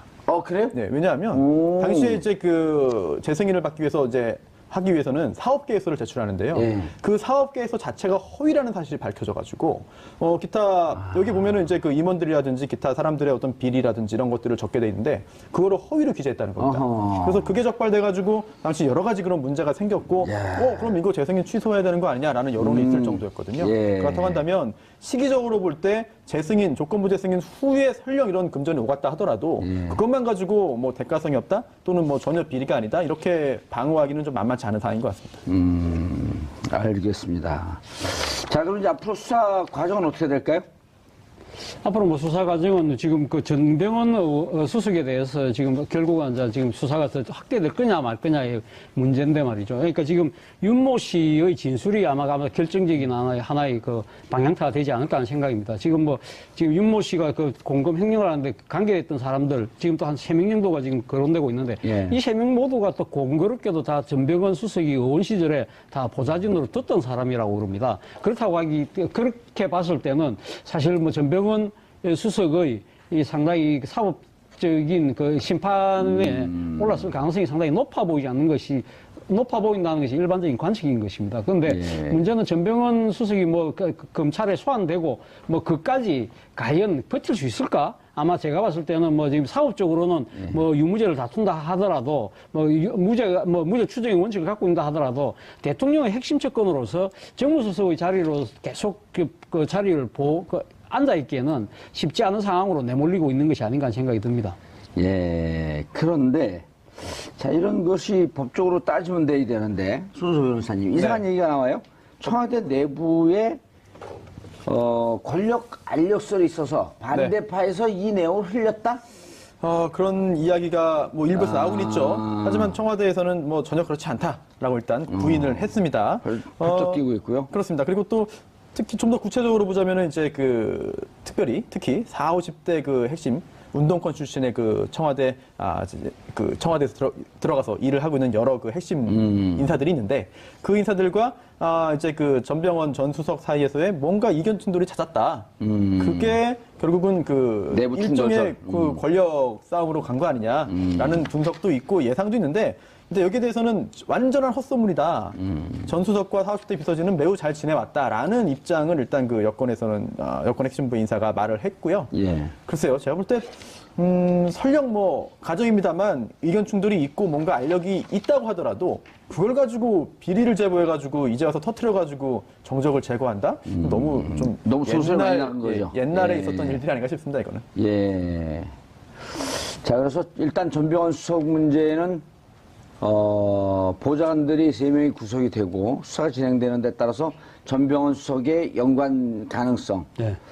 없었으면 좋겠는데 뭐 이미 저질러진 일인데 그건 어떻게 감출 수도 없는 거고. 무엇보다도 지금 문재인 정부가 상당히 도덕성에 기초하고 있는 정부이지 않습니까? 그렇기 때문에 대통령의 참모, 그것도 특히 정무수석이 이런 식의 불미스러운 의혹에 휘말렸다는 것 자체가, 또 나아가서 앞서도 손수호 변호사가 이야기를 하셨지만 또 청와대의 권력 암투로 이렇게 비하되는 상황은 상당히 문재인 대통령 입장에서 상당히 정치 곤혹스럽죠. 곤혹스러울 수밖에 없는 상황이죠.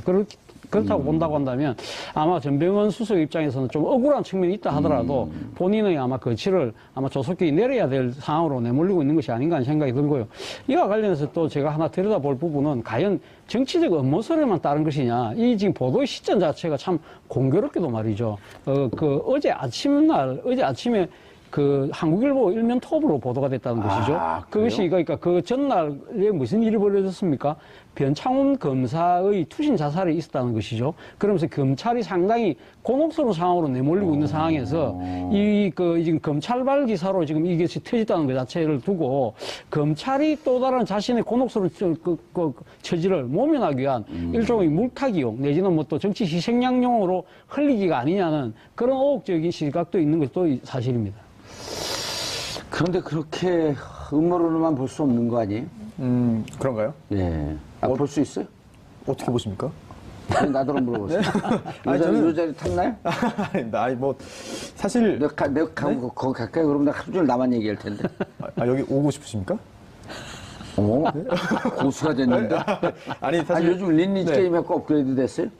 랩업이라고 하죠. 요즘. 레벨업이라고 하죠. 예. 네. 전병헌하고는 관계없죠. 제가 게임은 좋아합니다. 네, 게임은 좋아하는데, 사실 전병헌 의원 관련해가지고는 이번 총선이죠. 지난번 총선에서도 탄탄한 지역 기반을 갖고 있는 삼선 의원이잖아요. 예. 서울의 동작인데, 공천을 못 받았습니다.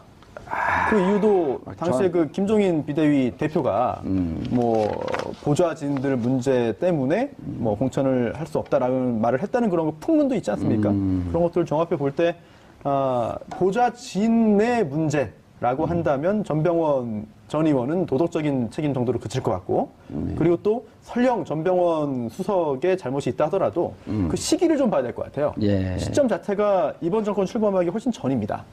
그렇다고 한다면은 전병헌 전 수석의 이런 그 여러 가지 뭐 문제가 확인된다 하더라도 그게 이번 정권의 도덕적인 그런 그 결함으로 바로 연결시키기도 어려울 것 같은데 또 보수 야당 입장에서는 또 이미 그런 공세를 좀 펴고 있기 때문에 한동안 또 그런 또 소재로 활용되지 않을까 생각이 듭니다. 자, 그리고, 예. 교수님. 변창훈, 국정원 관계자 변호사가 지금 2명의 목숨을 끊었잖아요. 네, 예. 한 명은 저 강원도 어디에서 부탄 가스 피워갖고, 그리고 변창훈 변호사는 월요일인가요? 투신 자살했고, 바로 이제 병원에 가갖고 숨졌고. 왜 이런 일이 벌어지는 건가요? 뭐 변창훈 검사 또 그리고 앞서 국정원 소속의 변호사 댓글 수사 방해 이건 엄청 큰 사건 아니에요? 그렇죠. 그 미국 같은 경우에 사법 방해를 한 경우도 엄청나게 중형으로 다룬 아주 중죄입니다. 중죄인데 우리나라 같은 경우는 조금 이게 좀 사법부의 심판 자체에 대한 신뢰도가 낮다 보니까 그런 부분에 대해서 그 어느 정도 뭐 방해하는 것도 뭐 좀 뭐 그렇게 그럴 수 있지 않냐 뭐 이런 식으로 생각들을 하시는 것 같은데 정말 그렇지 않은 거죠. 우리나라가 법치국가가 되려고 한다면 사법 심사가 법률적인 그 스케줄에 의해서 짝짝 진행되도록 해야지 그걸 갖다가 지금 방해하는 사항이 된다고 한다면 그거는 심각한 어떻게 보면 민주주의에 대한 도전이고 위협일 수 있는 것이죠. 그런 측면에서 본다고 한다면 이게 절대 가볍지 않은 사안이라는 것이죠. 그런 측면에서 본다고 한다면 사실 그 당시 이 국정원 댓글 수사를 하고 있는 상황에서 국정원 내에서 그러한 것을 방해를 했다는 것 자체는 뭐 충분히 그럴 수 있다고 생각할 수도 있겠습니다만은 그러나 더 나아가서 그 방해를 하는 데 있어서 그 딴 사람도 아니고 검찰에서 파견된 검사들 위주가 돼서 검사들이 앞장서서 그 모든 상황을 조작하고 위정을 교사했다고 한다면 이건 심각한 문제가 될 수밖에 없는 것이죠. 그런 측면에서 본다고 한다면 저는 뭐 검찰의 지금 이 국정원 댓글 수사 그리고 국정원의 그것도 수사 방해에 대한 부분은 진상은 명명백백히 가려져야 된다고 생각을 하는 것이고 이 과정에서 지금 그 불거진 이 두 사람의 그 불미스러운 아주 극단적인 선택에 대해서는 상당히 어떻게 보면 그거대로 또 따로 이야기를 하더라도 이 사건의 진상을 규명하고 거기에 대한 단죄를 하는 부분은 뭐 정의 차원 아니면 민주주의의 이거 온건한 뭡니까 이 제도 보존을 위해서라도 필요한 것이 아닌가 생각이 듭니다. 검찰 분위기가 지금 침통하죠. 침통한 것 이상인 것 같습니다. 일단 빈소에 있었던 그런 또 비중 있는 그런 검사도 술에 취한 채 검찰총장에게 너희들이 죽였다. 안동지청장이에요. 비중 있지 않고 말했잖아요. 30기. 네. 박지원 변호사하고 선배래요. 네. 뭐 그런 말 하면 이제 비중이 생길 수도 있습니다. 안동지청장 30기. 네. 그게 뭐 나이가 많거나 그런 건 아닌데 40대 중반? 그렇죠. 네. 근데 이제 또 그 한 명이 또 그런 말을 했기 때문에 또 그 이후에도 좀 뒤따르고 있는데요. 특히나 이제 이게 정권의 하명 수사다. 이거를 하면은 오히려 검찰이 이번에도 정권 눈치 보는 거 아니냐라고 하는 그런 비판이 있다라고 하는 한 보수 일간지의 그런 기사가 오늘도 화제를 모으고 있는데 글쎄요. 그런 보도 하나만 가지고 전체 검찰의 분위기를 짐작하는 건 쉽지 않아 보입니다. 그런데 더욱 중요한 거는 실제로 지금 검찰이 일선 검찰의 검사들이 어떤 분위기인지도 중요하겠습니다.만 이게 결국 검찰은 수사를 하는 곳이잖아요.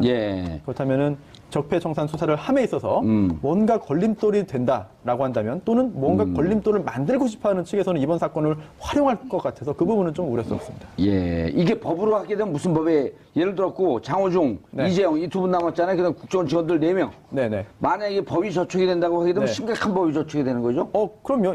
그게 지금 현재 구속영장이 발부돼서 구속이 됐죠. 그때 그 사유가 범죄 혐의가 위계에 의한 공무집행 방해입니다. 위계에 의한 공무집행 방해. 네, 그리고 또 위증교사죠. 위증교사. 그건 남재준한테 적용되는 거 아닌가요? 둘 다 될 겁니다. 똑같이. 왜냐하면 남재준 전 원장 당시에 현안 TF를 구성해서 뭐 변호중 감찰실장이나 변창훈, 변창훈 법률보좌관, 이재영 검사 등등이 함께 팀을 꾸려가지고 당시 검찰의 국정원 수사, 당시 검찰의 국정원 직원 수사를 방해하기 위해서 기망한 거 아니에요? 기망. 그렇습니다. 그렇죠. 위계라는 게 속임수잖아요. 속인 거죠. 그래서 그래서 사무실 만들어 놓고 좀 아주 창의적인 창조 수사방해를 한 거죠. 이런 걸 하고 게다가 또 국정원 직원들이 이제 그 재판에 출석해서 증언해야 되는데 증인으로서 여기서 위증을 교사하고 이렇게 검찰을 지금 파악하고 있는데요. 이거는 사실 검사의 수사를 방해한 거니까 어떻게 생각하세요? 이건 말이 안 되는 거고 만약에 변호사 그냥 저 같은 그런 참 평범한 변호사가 이런 행동을 했으면 검사들이 가만두지 않죠. 진짜 이거 심각한 범죄 행위 아니에요? 그렇죠. 근데 사실 심각한 범죄 행위인데 예를 들어서 우리 방송을 하는데 생방을 하는데 적절한 비유는 아니지만 적절한 걸 해주셔야죠. 적절한 거 기억이 안 나요. 여기서 방송을 하는데 누가 자꾸만 들락날락하면 방송하기가 힘이 드니까 지금 학생들이 중고등학교 학생들이 그 견학을 왔어요. 그럼 우리가 방송한다고 치고 옆에 우리하고 비슷한 사람들 한 3명 앉혀서 방송하는 거 구경시켜. 이런데 그 학생들이 돌아가는데 보니까 정봉주가 아니라 정봉쥐, 차쥐왕, 손주호, 손쥐호 이런 사람들이 비슷한 사람들이 짝퉁이 앉았고 방송한 걸 보고 온 거예요.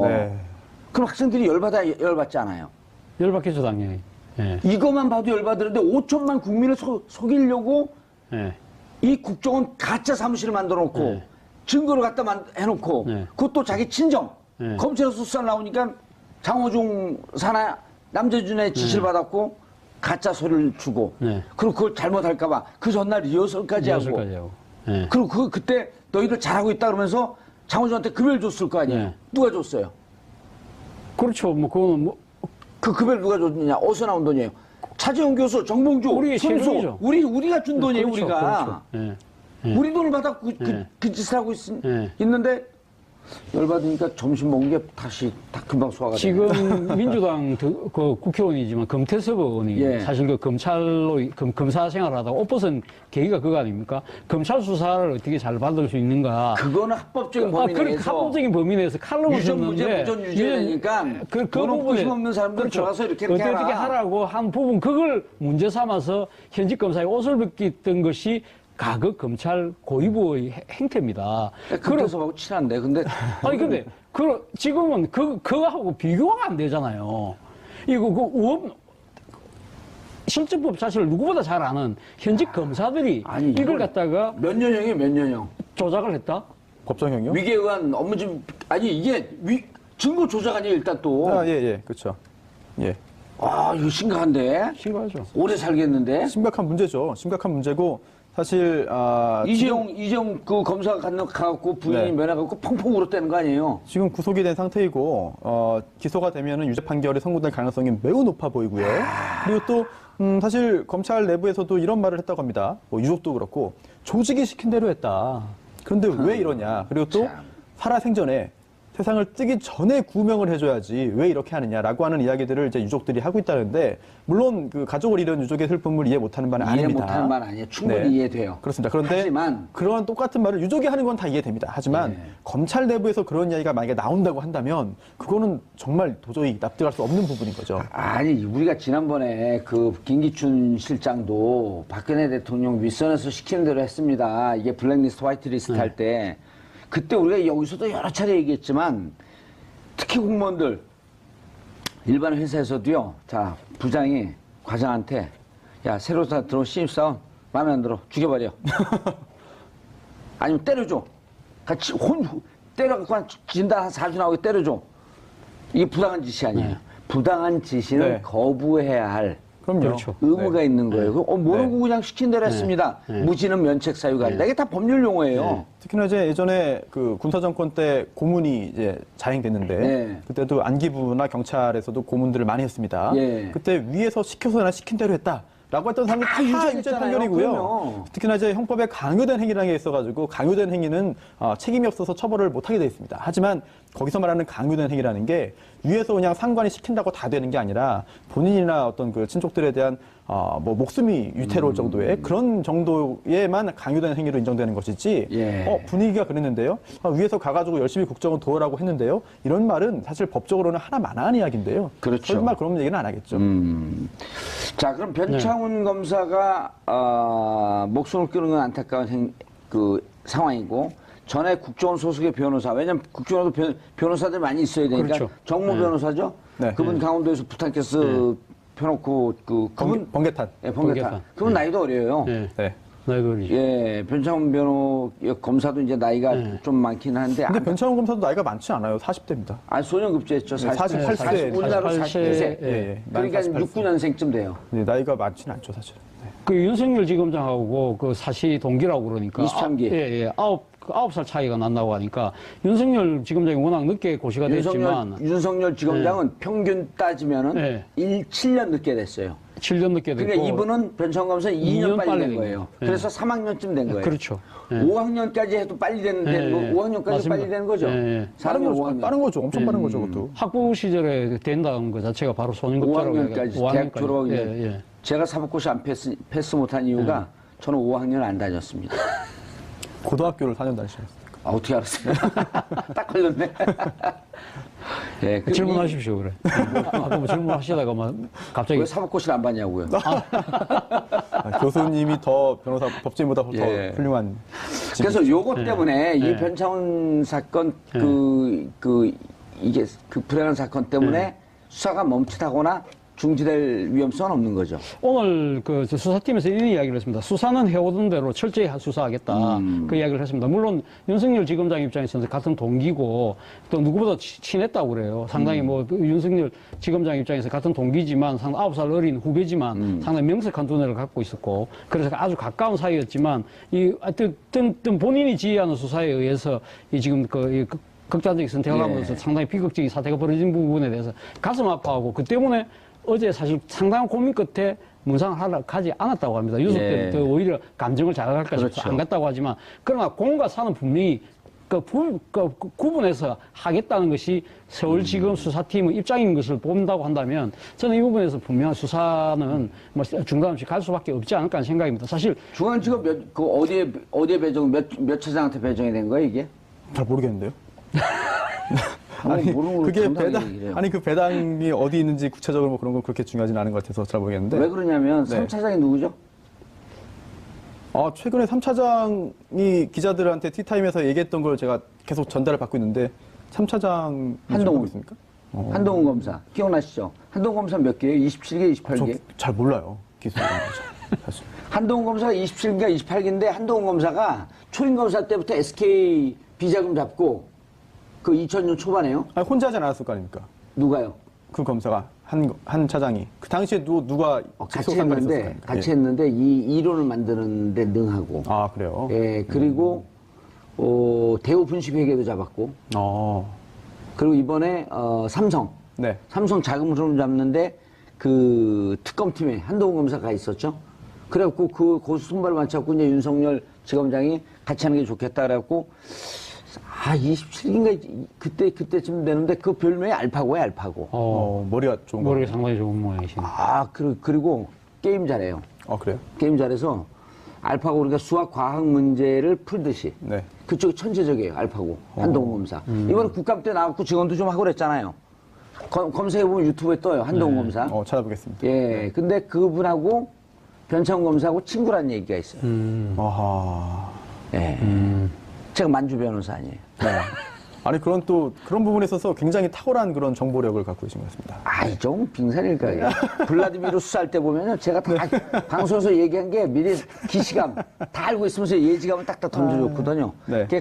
그래서 한간에 그 특검 검사들이 네. 제가 나오는 방송을 예의주시하고 보고 있다. 네. 그래서 한동훈 검사는 사석에서 저 같이 방송하는 사람에게 정봉주는 저에 대해서 어떻게 이렇게 잘 아시죠? 이런 물었다고. 네. 그렇군요. 혹시 이것도 아십니까 그러면? 뭐요? 뭐 세상을 떠난 그런 변창훈 검사뿐 아니라 장호중 당시 감찰실장 또 이재영 검사까지 양지회 특별회원이었다. 양지회가 국정원에서 근무를 한 사람만 이제 회원으로 가입되잖아요. 그런데 3년 이상 근무해야 원래 회원 가입 자격이 주어진다고 합니다. 뻔한 얘기를 왜 해? 근데 그게 중요하지 않고요. 근데 3년 근무도 안 했는데 특별히 이제 양지회에 가입시켜주겠다라고 의사를 물었고 여기에 대해서 다 수락을 했고 그리고 또 그 당시에 그렇게 했던 이유가 단순히 모든 사람한테 그렇게는 안 한다는 거죠. 그러면서 그들이 검사 출신의 그 국정원 파견 검사들이 일을 굉장히 잘했다. 그 일이라는 게 뭐냐? 바로 국정원 직원들을 지켜주는 일이겠죠. 그러니까 국민들을 배신하고 극소수 불법 세력을 비호한 거 아니에요. 그 자체만도 부도덕하고 불법적인 거죠. 그렇습니다. 이게 벌써 언론 보도를 통해서 조금씩 나오고 있는데 그렇다면 언론이 이걸 취재해서 보도하기는 좀 쉽지 않을 것 같아요. 그렇다면 어디선가 적합성 여부는 떠나서 팟캐스트에서 하라 이런 얘기죠. 네? 검찰에서 뭔가 조금씩 흘러나오는 얘기도 있는 것 같아서 그렇다면 또 한번 상상을 해보면 이번에 이 자살 사건 때문에 혹시 이 수사가 좀 뭔가 차질을 빚을까봐 그걸 또 염려한 측에서는 또 수사의 동력을 또 살릴 수 있을 만한 그런 부분들을 또 한번 좀 언론을 통해서 찾기 위해서 양계를 흘리고 있다. 그런 또 짐작도 가능할 것 같습니다. 자, 문무일 검사 검찰총장이 현장에 갔어요. 그렇죠. 근데 누가 술이 좀 취한 채 막 난동을 피웠어요. 누군지 아시죠? 아까 말씀하신 안동지 청장. 안동지 청장. 그분 위험해요. 왜 그런 줄 아세요? 그분이 우병우 라인입니다. 그래요? 네, 그럼 우병우 라인이니까 지금 바퀴벌레처럼 숨어 있어야 되거든요. 근데 이제 팍 드러난 거야. 우병우 라인이 위험합니다. 그리고 지금 여기 지금 소속되어 있는 장호중, 그다음에 이재영, 그다음에 돌아가신 분 빼고요. 이분들이 어디 라인인지 제가 다 알고 있어요. 어디요? 예? 어디입니까? 금방 얘기했잖아요. 아, 그래요? 예, 그리고 검찰도 다 알고 있어요. 네. 예, 그래서 윤석열 지검장이 그때 무척 분노했잖아요. 경로했잖아요. 그 2013년 국정원 대선 댓글 개입 수사하다가 네. 그 한직으로 가면서 이것은 부정선거로 얘기하면 3.15 부정선거를 뛰어넘는 거다. 네. 이런 불법적 행위를 본 적이 없다. 그런데 그것을 같은 검찰 내에서 막고 있었기 때문에 검찰 개혁을 위해서라도 이 사건은 끝까지 가야 된다. 아마 모르긴 몰라도 윤석열 그 지검장 입장에서는 뭐 누구보다 검찰 내에 잘 알고 있는 동기 또 뭐 선후배들이 연루돼서 그러니까 자신의 수사를 방해했던 그 사건의 실체를 최근에 알았을 거 아닙니까?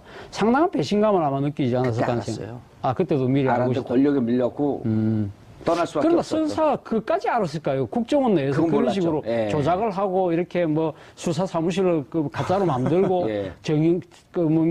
정원을 위정 교사하고 이런 것까지 몰랐을 거 아니겠습니까? 몰랐겠죠. 바로 그런 사실을 교수님. 최근에 알았을 때 손소 변호사님, 네. 긴급 제안입니다. 인사하세요. 끝났어요. 감사합니다. 예, 예. 끝났어요, 진짜로. 네. 아, 방송 끝났습니다. 아, 예. 예. 정봉주의 품격시대 마치겠습니다. 전 내일 2시에 다시 찾아뵙겠습니다. 감사합니다. 장은 기자들, 보도국 내 인사에 개입을 하고 관여를 할 수 있는 직책이에요. 사장이 일방적으로, 물론 사장이 최종적으로 임명을 하고 어떤 보직을 주지만 보도국장이나 보도본부장이 건의한 상태에서 하지 않겠습니까? 예. 밑에서 부장이나 본부장이 건의해서 이런 사람이 이 자리로 가야 됩니다. 실제 김재철과 김장겸이 친밀하게 서로가 소통하면서 어떤 사람 어느 자리에 앉힐지 또 어떤 프로그램을 어떻게 할지 그런 여러 가지에 직접적으로 개입했을 수 있는 정황들이 많이 찾아지고 있기 때문에 본인이 사장이 사물이 됐다 하더라도 이미 보도국장, 보도본부장을 거치면서 온갖 못된 일을 다 했다는 거죠. 그것까지 자기가 면죄부를 받겠다고 하는 것은 참으로 손바닥으로 하늘을 가리는 행동이라고 볼 수 없습니다. 그 사람은 손바닥으로 하는 가는 게 오래됐고 손바닥 다 탔을 텐데. 아니 근데 진짜 말씀하신 것처럼 이것도 이제 팩트니까 예. 시청자분들은 언론사 구조에 대해서는 일반적으로 잘 알려지진 않잖아요. 언론사 구조는 제가 이제 기자로 신입사원 들어가서 신입 기자로 들어갔을 중앙일보 때, 기자였잖아요. 예, 기자로 들어갔을 조중동의 한 축을 이루고 있는 중앙일보. 아, 또 굳이 그렇게 또 지적을 하실 것까지는 왜요? 없으시잖아요. 아, 그럼 이명박근혜 하면 그거 띄어서 얘기하라는 거나 똑같다는 거죠. 아니, 그 말씀 드렸던 건 아니었는데, 하여튼, 인사팀장이 이제 편집국장에 대해서 저희한테 설명을 해줄 때 그게 딱 기억이 나서, 국장은 하늘이 내는 거다.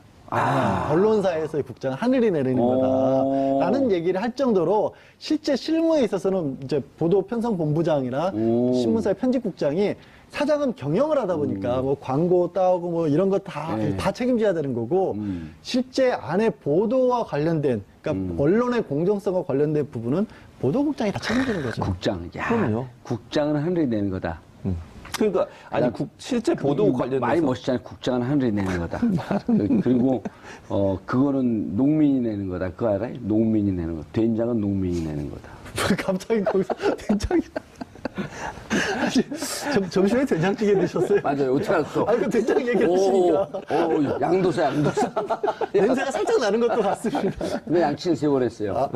아니, 3번 하나, 둘, 셋 하고 끝냈다.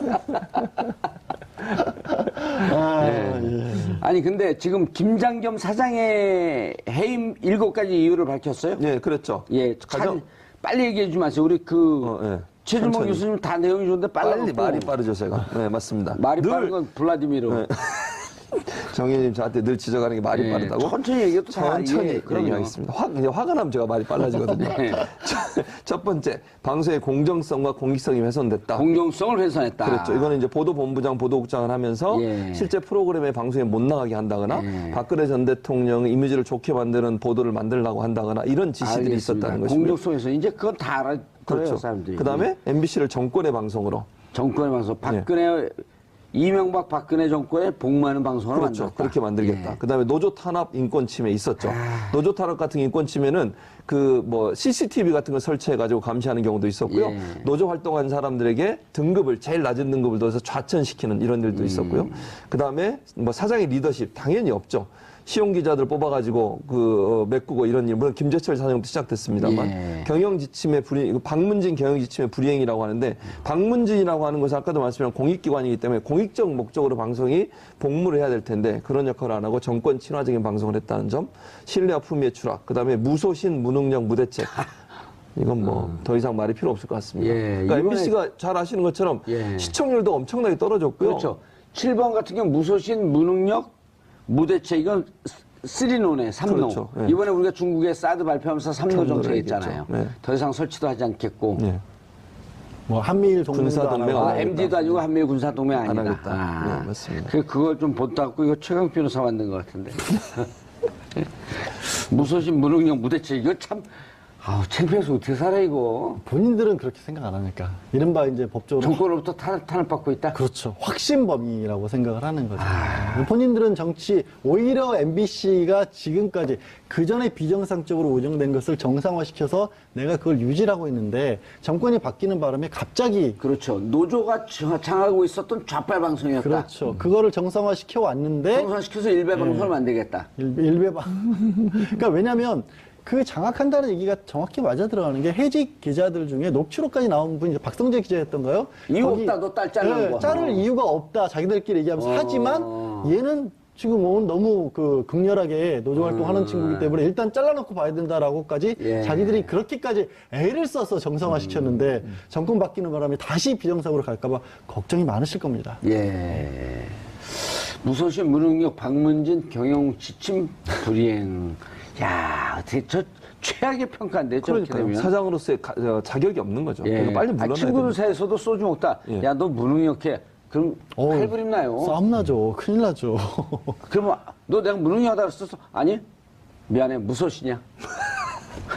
저 무소신하다는 거야. 그러니까 너 지금 무소신하다 그랬어? 아니, 무대책이야. 사실은 세 개 다야.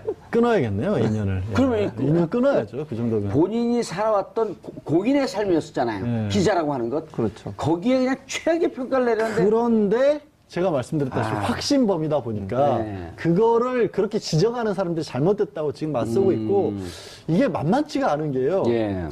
MBC가 주식회사입니다. 만만치 않다 그러면 노조원도 싫어요. 만만하다 그랬는데 금방 할 수 있다 그래. 아, 예, 알겠습니다.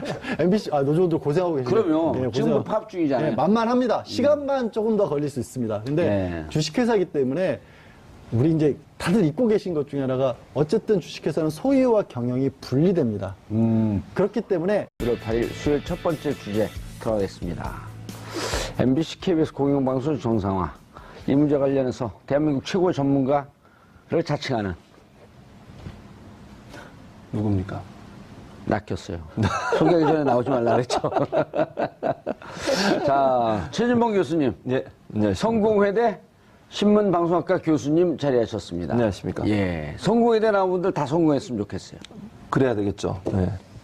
그래서 성공하는 사람들 모임, 성공회대.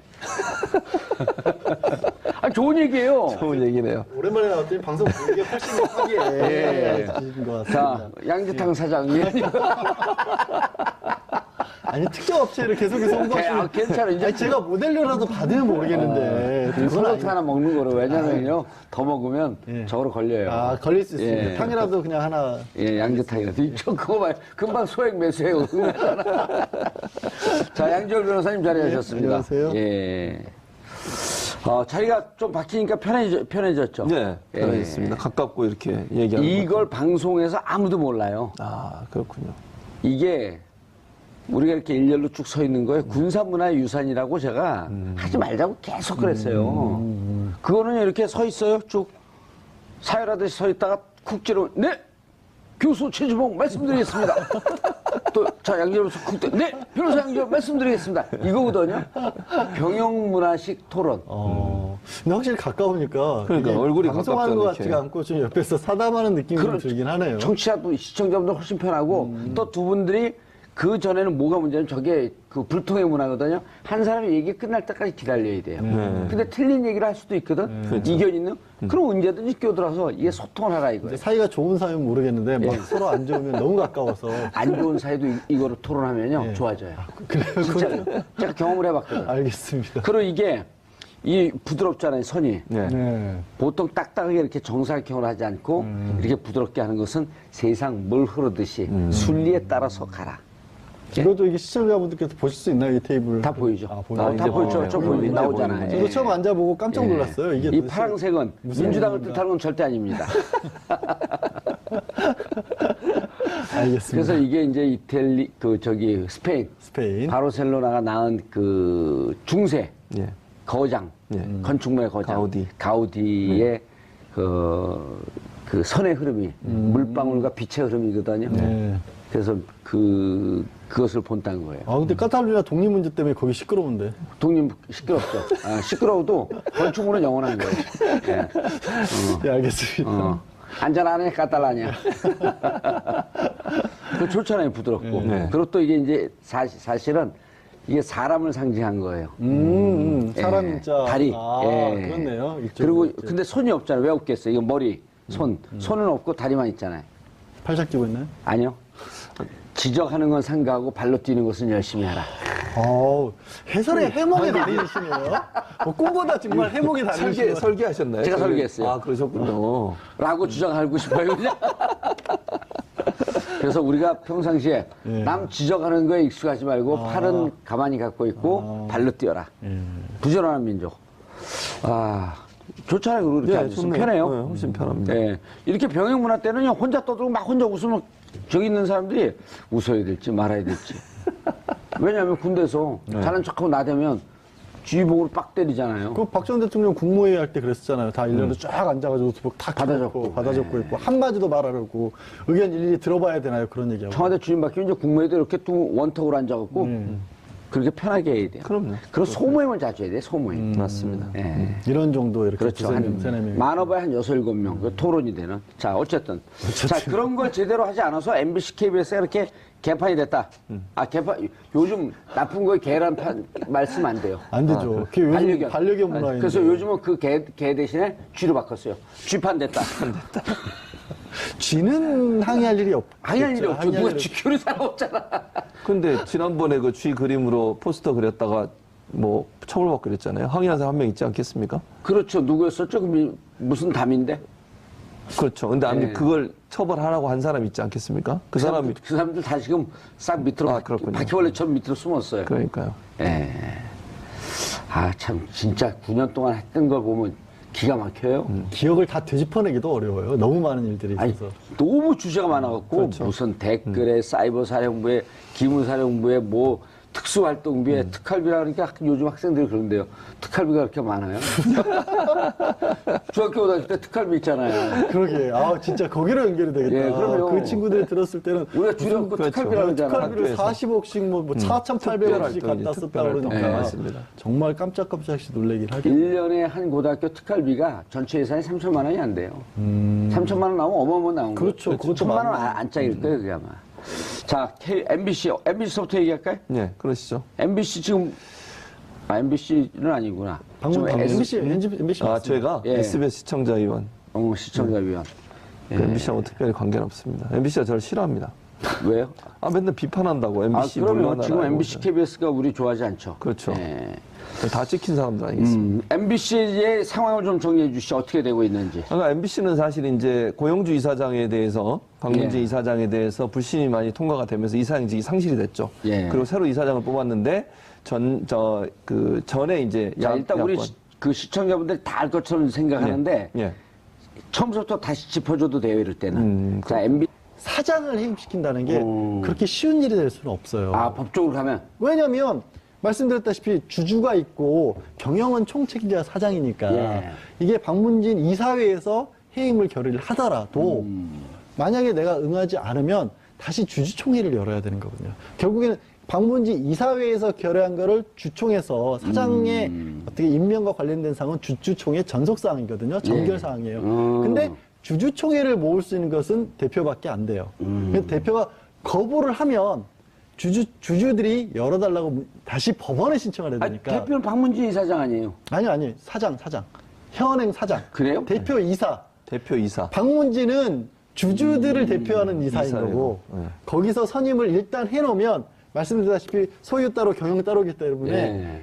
이게 끝까지 내가 거부하게 되면 주주총회를 열어야 되는데, 그 주총회를 여는 절차가 법원에 청구해야 되고, 왜 하는지를 또 통보해주고, 통보한 뒤에 한 2주 정도 있다가 다시 주총회를 소집해야 돼서 만만하지만 시간은 좀 걸립니다. 절대적인 시간이 한 2달? 짧으면 한 달. 짧으면 한 달. 짧으면 한 달, 길면 2주에서 두 한 달. 달. 네, 예. 그렇죠. 알겠습니다. 그러면은 그렇게 된다라고 하는 전제하에 다시 한번 김장겸 해임안과 MBC 정상화의 프로세스를 예. 한번 좀 정리를 해 주시죠. 일단 이제 김장겸 10일 날 다시 예. 임사이사회가 열려서 김장겸 회의관이 상정이 되고 거기서 이사들 5명이 다 찬성을 하면 이제 통과가 되지 예, 않겠습니까? 10일 날은 그쪽 나머지 분들 저기 나오네. 10일 날은 나머지 분들 나오든 안 나오든 밀어붙이겠다는 해야죠. 거죠. 안 하면 안 되죠. 예, 그러면 예. 이제 그 이사들이 제가 볼 때는 많은 비판을 받을 겁니다. 이걸 2번이나 연장을 하는 건 말이 안 된다고 생각을 하고요. 예. 그리고 나면 이제 해임이 되면 해임안 이제 통과됐죠. 그런데 이제 양지열 변호사 말씀처럼 해임이 통과가 되더라도 주주총회를 열어야 됩니다. 근데 총회 소집 권한은 김장겸 사장이 현재는 갖고 있기 때문에 만약에 거부를 할 경우에 법원에 그걸 이제 열어달라고 하다 보면 2주에서 한 달 정도 걸리니까 그 기간이 어떻게 되냐가 관건이 될 수 있습니다. 그럼 2주나 한 달이 지나고 나면 이제 주주총회가 열리게 되고 주주총회에서 이제 최종적으로 70%의 주식을 갖고 있는 천천히 하세요. 70%의 주식을 가지고 있는 박문진의 결정이 받아들일 가능성이 높기 때문에 해임안이 통과가 되면 이제 해임이 되게 되는 거죠. 아, 주주총회 열면 또 박문진이 70% 주식이 있기 때문에 또 참여하는 건가요? 그렇죠. 거기서 주주 권한을 주주 이제 권한. 사용을 해서 해임을 시키는 거죠. 그래서 그럼 시간만 늦었지 박문진이 결정하면 되는 거예요. 그럼요. 그렇죠. 뭐 그러니까 주주- 만만한데 시간은 걸린다. 시간이 걸리는 거죠. 만만 뒤로 가면 되겠네요. 예, 그러면 만만디. 이제 좋아요. 직위가 해제가 되는 거죠. 김장겸 사장이. 그러면 예. 박문진이 어떤 절차를 거치냐면 사장 모집을 합니다. 예. 그럼 사장 이제 후보자로 지원한 사람들을 대상으로 심사를 걸치게 되고요. 예. 최종 면접을 통해 이사회에서 최종 면접을 해서 차기 사장을 선임하면 이제 사장이 선임하게 돼서 빠르면 12월, 늦으면 1월 뭐 이 정도가 되지 않을까 하는 생각이 듭니다. 무조건 12월까지 끝날 것 같아. 빠르면 11월 말, 늦으면 12월 초. 예, 뭐 이렇게 좀 바꿔주세요. 이제 구성원들 너무 힘들어요. 그렇게 지금. 돼야죠. 예, 맞습니다. 예. 내일서부터 또 날도 추워지는데 파업하기도 힘들어요. 그 실내에서 하면 좋을 것 같습니다. 밖에서 하지 말고.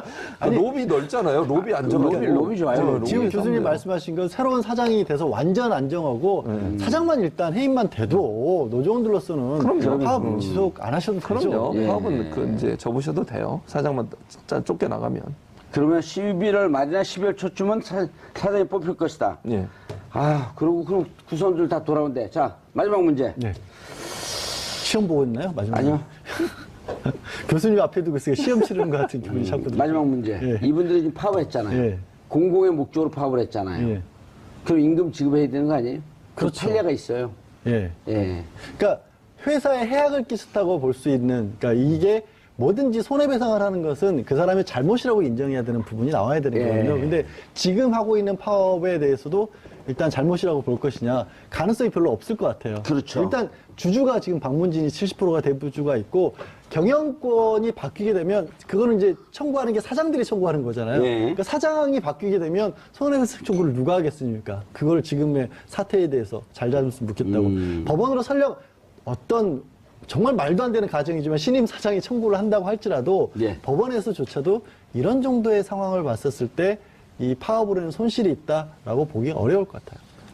그러니까 제가 MBC 기자분들한테 그랬어요. 아니 공적 목적으로 갖고 파업을 하는 건데 이럴 때마다 이게 결국 MBC를 위한 거고 MBC의 가장 주된 시청자들을 위한 거고 국가를 위한 거 아니에요? 그리고 또 하나가 뭐가 있냐면요. 물론 시청률이 떨어진다거나 이런 건 있을 수 있고 그에 따라서 광고도 자동으로 손해를 보는 부분은 분명히 있을 겁니다. 하지만 그게 손해배상 청구가 가능한 업체들은 이것도 옳은 건 아니지만 생산업체 같은 경우에는 공장이 멈추잖아요. 예. 공장이 멈추면 물건이 안 만들어지고 거기에 따라서 정확하게 얼마가 손해라는 게 딱 떨어지게 나오는데 MBC 같은 경우에는 그렇게 하기에 좀 무리스러운 부분이 있죠. 아니 이렇게 보면 되죠. 김장겸 사장 체제로 가는 그들만의 정상적인 체제로 쭉 가는 시나리오가 하나 있고 예. 그러면 시청률 떨어지니까 광고 붙어요 안 붙어요? 안 붙죠. 이렇게 10년이 지난 뒤 10년이 지난 뒤 김장겸 사장이 있는데 예. 아니 한번 보자니까요. 그다음에 지금 노조가 파업을 해서 김장겸 사장을 갈기 위해서 몇 개월 파업을 하고 홍역을 겪고 그러면서 한 여기에 전체에 쏟는 시간 한 7, 8개월쯤 된다 그래요. 그랬고 이렇게 정상적으로 된 다음에 10년이 지나면 결국 이 회사의 매출, 수익 구조는 어느 게 더 많을 것 같아요? 그러니까 그거는 당연히 상식적으로는 예. 후자가 더 많은데 제 말씀은 법원이 그런 식으로 계산을 잘 안 하니까 그럼 판사들한테 그런 거 물어봐야지. 그런 식으로 계산 안 하면 감옥 가고 싶어.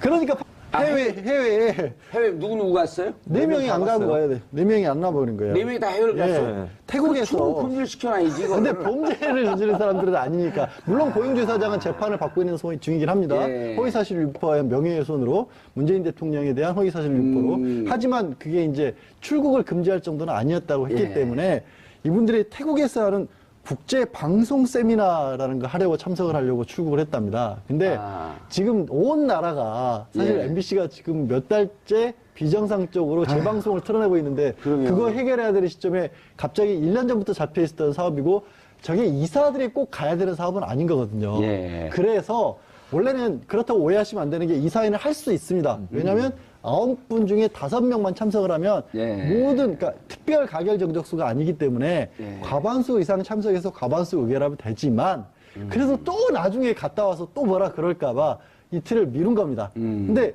이분들이 참 무슨 뻔히- 가처분 신청을 해놓고 갔다고요? 뻔히 속이 보이는 게 예. 오늘 이사회 열린다고 하니까 그 이사회를 열어서도 안 된다. 꼭 개최야 또 이사회에서 결의를 하더라도 결의 내용도 효력이 없다라고 이사회 가처분 그다음에 결의 내용에 대한 효력 정지. 그러니까 2중 3중으로 안전장치를 만든 거예요. 예. 나 그 법원에 가처분 신청해서 열지도 마라. 설령 열리더라도 그 내용도 효력 없다라고 해라. 그래놓고도 또 이사회도 어쨌든 우린 참석 못한다고 또 참석 해외로 못해. 가버린 겁니다. 그 이 임시 이사회 중에 그 네 분 중에 고영주는 안 가신 걸로 돼. 안 가고 세 명이 간 걸로 돼. 세 있네요. 명이. 예, 세 명이 해외 나갔는데 근데 그건 관계 없어요. 네 명 다 나갔다 그래도 본인이 안 갔으면 나중에 입증하면 되는 거지 뭐. 아니, 뭐 크게 중요한 문제는 아니고 크게 중요한 문제는 아니죠. 어쨌든 이사회에 나오지는 않았으니까. 근데 아니 저는 이해가 안 되는 게 이게 지금 뭐 아니 이해 안 되고 조금 이따 얘기해. 팩트를 자꾸 얘기해줘야 된다니까요. 개인적인 얘기보다도. 그럼 이 5분이 모여서 해임할 수 있었잖아요. 예, 할 수 있었죠. 근데 왜 안 했다는 거예요? 정당성, 절차적 정당성. 그나마 나중에 그렇게 해임을 시키더라도 가급 거기에 좀 많은 대해서 인사가. 예, 아. 그러니까 이 사람 안 참석하지 않은 구 여권 출신들의 명분은 뭐냐면 이런 거죠.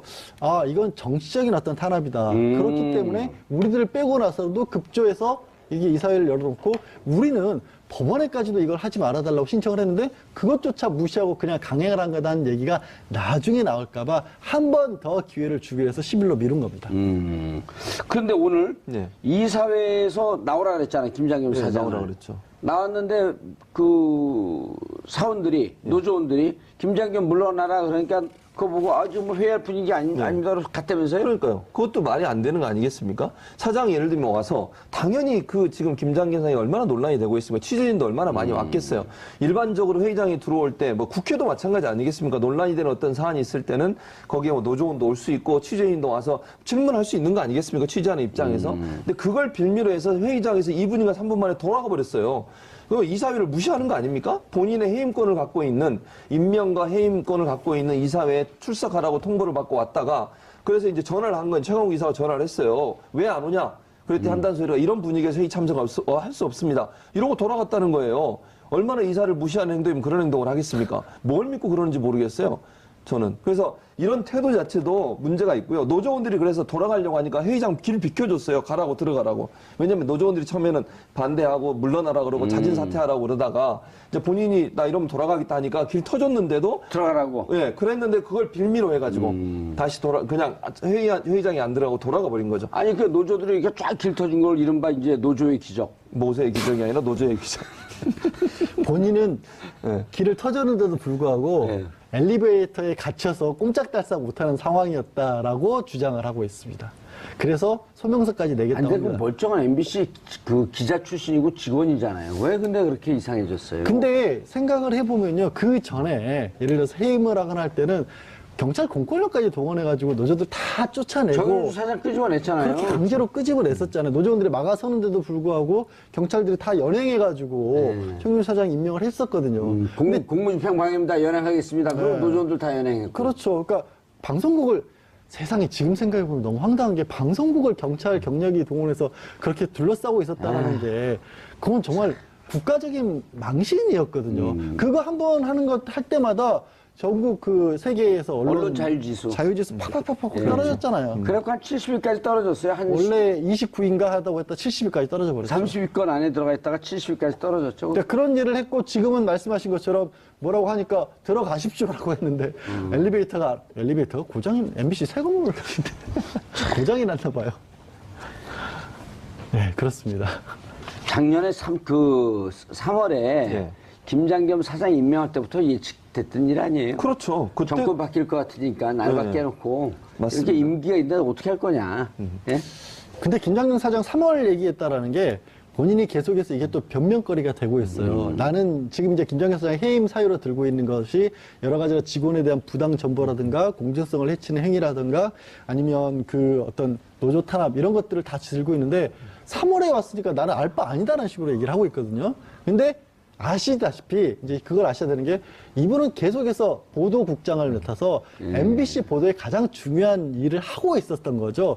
그 사이에 사장이라는 타이틀만 없었던 거지 실무는 다 했던 사람인데 이제 그 얘기는 지적하신 것은 3월에 왔다가 알바끼를 했다고 그러는데 그걸 또 핑계로 난 3월에 왔으니까 난 몰라. 이런 식으로까지 지금 대응을 하고 근데 있는 이제 겁니다. 문제는 뭐냐면 그렇다 하더라도 지금 양재열 변호사 잘 지적하셨는데 보도본부장이나 보도국장 MBC 사장은 어떻게 뽑고 사장을 뽑는 박문진 이사는 어떻게 구성이 되어 있으며 네. 그런 것을 간단하게 먼저 소개해주고 매번 그냥 알겠습니다. 듣고 돌았으면 또 잊어먹거든요. 잊어버리죠. 예, 맞습니다. MBC는 주식회사 형태로 돼 있는데요. 예. 그 주식회사의 주식 구성을 보면 70%와 30%로 나눠집니다. 70% 주식을 방송문화진흥회라고 하는 공익기관이 가지고 있고요. 예. 30%는 정수장학회가 가지고 있습니다. 예. 정수장학회는 박정희의 정자와 유경수의 숫자를 따서 정수. 아하. 원래 516 장학회였는데요. 예, 예. 516 장학회가 전두환이 이제 언론통폐하면서 그 주식을 예. 뺐었어요. 지방에 있는 MBC 주식들을 다 뺏어가지고 국정원 그 당시에 안기부죠. 안기에 불러서 포기각서 받고 지방 주식들, 지방 MBC가 원래 개인이 갖고 있었거든요. 그 주식을 다 탈취를 해서 그 중에 30%를 박근혜 전 대통령한테 준 거죠. 그래서 만든 게 정수장학회, 516 장학회가 이름을 정수장학회로 바꾸고 그 정수장학회가 MBC 주식의 30%를 가지고 있습니다. 그래서 70%를 가지고 있는 방송문화진흥회가 MBC의 대주주가 되는 거죠. 예. 그래서 방송문화진흥회는 공익기관이기 때문에 일방적으로는 한쪽이 이사회를 구성하는데 절대적인 힘을 발휘할 수 없도록 만들자 하고 원래 만들어졌는데 방송문화진흥회 그렇죠. 박문진이라고 박문진이라고 그러던가. 줄여서 얘기하죠. 그 예. 박문재 이사는 9명으로 구성이 됩니다. 9명의 이사는 전부 다 방송통신위원회에서 임명하도록 되어 있습니다. 예. 그러니까 방통위가 정권을 갖고 있는데 방통위에서 그 신사 합의를 한 거예요. 그러니까 이게 법으로 예를 들면 9명 이사 중에 몇 명은 여당에서 추천하고 몇 명은 야당이 추천하고 이런 건 없습니다. 그러나 방통위 내에서 합의를 하기를 예전부터 한 20년 동안 그렇게 해왔습니다. 방통위에서 어떻게 합의를 했냐면 여당에서 6명, 야당에서 3명의 이사를 추천하는 것으로 하자. 그래서 이사를 구성하자. 실제는 방통위에서 임명은 하지만 방통위는 여야가 추천한 사람들을 그대로 임명해주는 걸로 20년 동안 해왔어요. 예. 그러니까 이번에도 사실은 이제 그렇게 그러니까 박근혜 전 대통령이 있을 때 박문진 이사가 선임이 됐었죠. 그러니까 3년마다 한 번씩 임기가 3년이거든요. 그러니까 2년 전이죠. 내년 8월이면 임기가 끝나요. 그러니까 2년 전에 8월에 만들었었고요. 그때 구성이 6대 3이었어요. 고영주 이사장은 그때 이사장으로 선출이 됐고요. 잠깐만 6대 3이 여당. 여당이 6, 야당이 박근혜 3. 대통령을 포함한 그때 당시에는 새누리당에서 새누리당에서 6명을 6명, 민주당에서 3명. 민주당에서 3명을 임명해서 임명했죠. 6대 3. 그러니까 결국은 여당에서 사장을 임명할 수 있는 권한을 갖게 된다. 갖게 되는 거죠. 네. 그래서 김장겸 사장은 결국은 새누리당에서 임명한 사장과 다름이 없다. 그렇죠. 그게 이제 대체적으로 대통령이나 청와대에서 이사회에 일정 부분 메시지를 주면 이사회가 그 메시지를 받아서 사장을 임명하는 형태로 가는 거죠. 그래서 김재철이 원래 박근혜 캠프에서 일했던 사람이잖아요. 특보 출신이에요. 그러니까 예. 김재철이 사장 된 것도 결국은 박근혜 전 대통령의 의중이었다고 볼 수밖에 없는 구조고. 예. 그래서 그때 당시에 박문희 이사장은 김우룡 이사장이었죠. 잘 아시는 것처럼 청와대가 조인트 맡고 온 본인이 조인트 맞았다고 그랬으니까. 그리고 나서 이제 김재철 사장 물러나고 그 뒤에 두 번째로 앉은 사람이 이제 김장겸 3월에 임명이 됐었죠. 예. 사실은 탄핵되기 바로 전이었어요. 그러니까 막판에 갈아놓고 사장을 자기가 원하는 막판에 사람 알박기 한 거네. 알박기 한 거죠. 그리고 자기는 이제 탄핵이 된 건데 그러고 나서 이제 잘 아시는 건 정권이 바뀌니까 여러 가지 이유로 2명이 사퇴를 했습니다. MBC 이사회 2명이. 원래 6대3 구조였는데 사퇴를 하다 보니까 이게 5대4가 되지 않습니까? 5대4가 됐죠. 네, 그래. 그 2명을 새로 임명했는데 이제 여당 몫이기 때문에 지금의 여당이 민주당에서 2명을 추천해서 임명을 해서 2명이 들어가게 됐고요. 그래서 5대4로 바뀐 상태에서 고영주 이사장 잘 아시는 것처럼 지금 문재인 대통령에 대한 막말, 허위사실 유포 이런 것 때문에 지금 재판을 받고 있는 상황입니다. 그런 막말하는 사람을 계속 이사장을 둘 수 없다. 그래서 5대4 구조에서 이사장 불신임안이 통과가 됐습니다. 그러면서 예. 고영주 이사장 이사장직을 잃게 됐고요. 아니 저거 어떻게 되는 거예요? 왜 5명 최강욱 박문진 이사장은 없어요? 이사장은 최강욱 변호사가 아니고요. 최강욱 저기 있구나. 현역 축현 이사가 5명인데 그중에 예. 최강욱 변호사가 있고 5명 중에 새로 이사장을 뽑았는데 그분이 바로 이완기. 예. 이완기 이사장이 새로 이사장이 됐고요. 이완기 이사장은 울산 MBC 사장을 거쳐서 민원연에서 활동을 했던 분입니다. 예. 그리고 이제 고영주는 사실 이사장직을 자 일단 고영주에 대해서 불신임안을 통과를 시켰죠. 시켰고 네. 이완기 이사장을 뽑은 건가요? 뽑았죠. 그래서 지금 현재 이사장은 이완기입니다. 아 이완기. 그럼 예. 나머지 4명 저기 구여권 추천이사 그대로 있는 고영주, 권혁철, 김강동, 이인철 는 이사로 있는 거죠. 이사도 있고요. 이사장은 아니고요. 예, 근데 고영주 이사도 뭐 해임한다 이런. 그래서 저거는 문제는 뭐냐면 방문진에서 이사 해임권을 갖고 있진 않아요. 이사 예. 해임권은 방통위가 가지고 있습니다. 그러니까 방문진 이사회에서 지난번 결의하면서 어떻게 결의를 했냐면 방통위에 건의를 한 거예요. 이 사람이 이렇게 문제가 많으니 이 사람을 해임해 주십시오라고 방통위에 건의를 했기 때문에 조만간 방통위에서 해임을 할 것으로 저는 기대를 합니다. 예, 그렇게 방금 되고. 그 저거 이사회 도표를 한번 다시 보면서 얘기를 하시죠. 그 5명, 4명 되어 있는데, 그럼 이분들의 첫 번째 안건이, 10일 오후 5시 이사회 속개 예정이라고 했는데, 그 전에 원래는 이걸 오늘 좀 정확히 얘기해 줘야 돼요. 다른 내용도 뭐 별로 중요하지 않아. 다 중요하지만, 시청자분들이 도대체 MBC 사태는 어떻게 되는 거냐. 그러면 누구 하나 정확하게 이마저마해서 저마저마 이걸 갖고 딱 패널들이 자기 하는 얘기들만 다 쏟아내요. 예. 그러니까 원래는 지금 이제 최 교수님께서 잘 설명해 주신 바와 같이 예. 사장을 잠깐 저거 먼저 보시오. 예. 사장을 얘기하세요. 임명할 수 있는 박문진 이사까지가 지금 해결이 된 겁니다. 해결이 됐고. 예. 이제 그 박문진 이사회를 열어서 원래 오늘 오전에 김장겸 사장을 해임을 하려고 했죠. 아, 그러니까 여기 지금 9명 나온 분들이 예. 일반 회사로 얘기하면 이사회야. 그렇죠. 이사회죠. 일반 회사랑 똑같이 생각하시면 돼요. 똑같이 이사회야. 여기서 이사회예요. 사장을 해임할 수도 그렇죠. 있고 예. 임명할 수도 있는데 이제 여기에서 김장겸 사장을 예. 해임을 시키려고 했는데 그렇죠. 예. 고영주, 권혁철, 김강동, 이인철 이분들이 도망간 거죠. 안 나와버린 겁니다.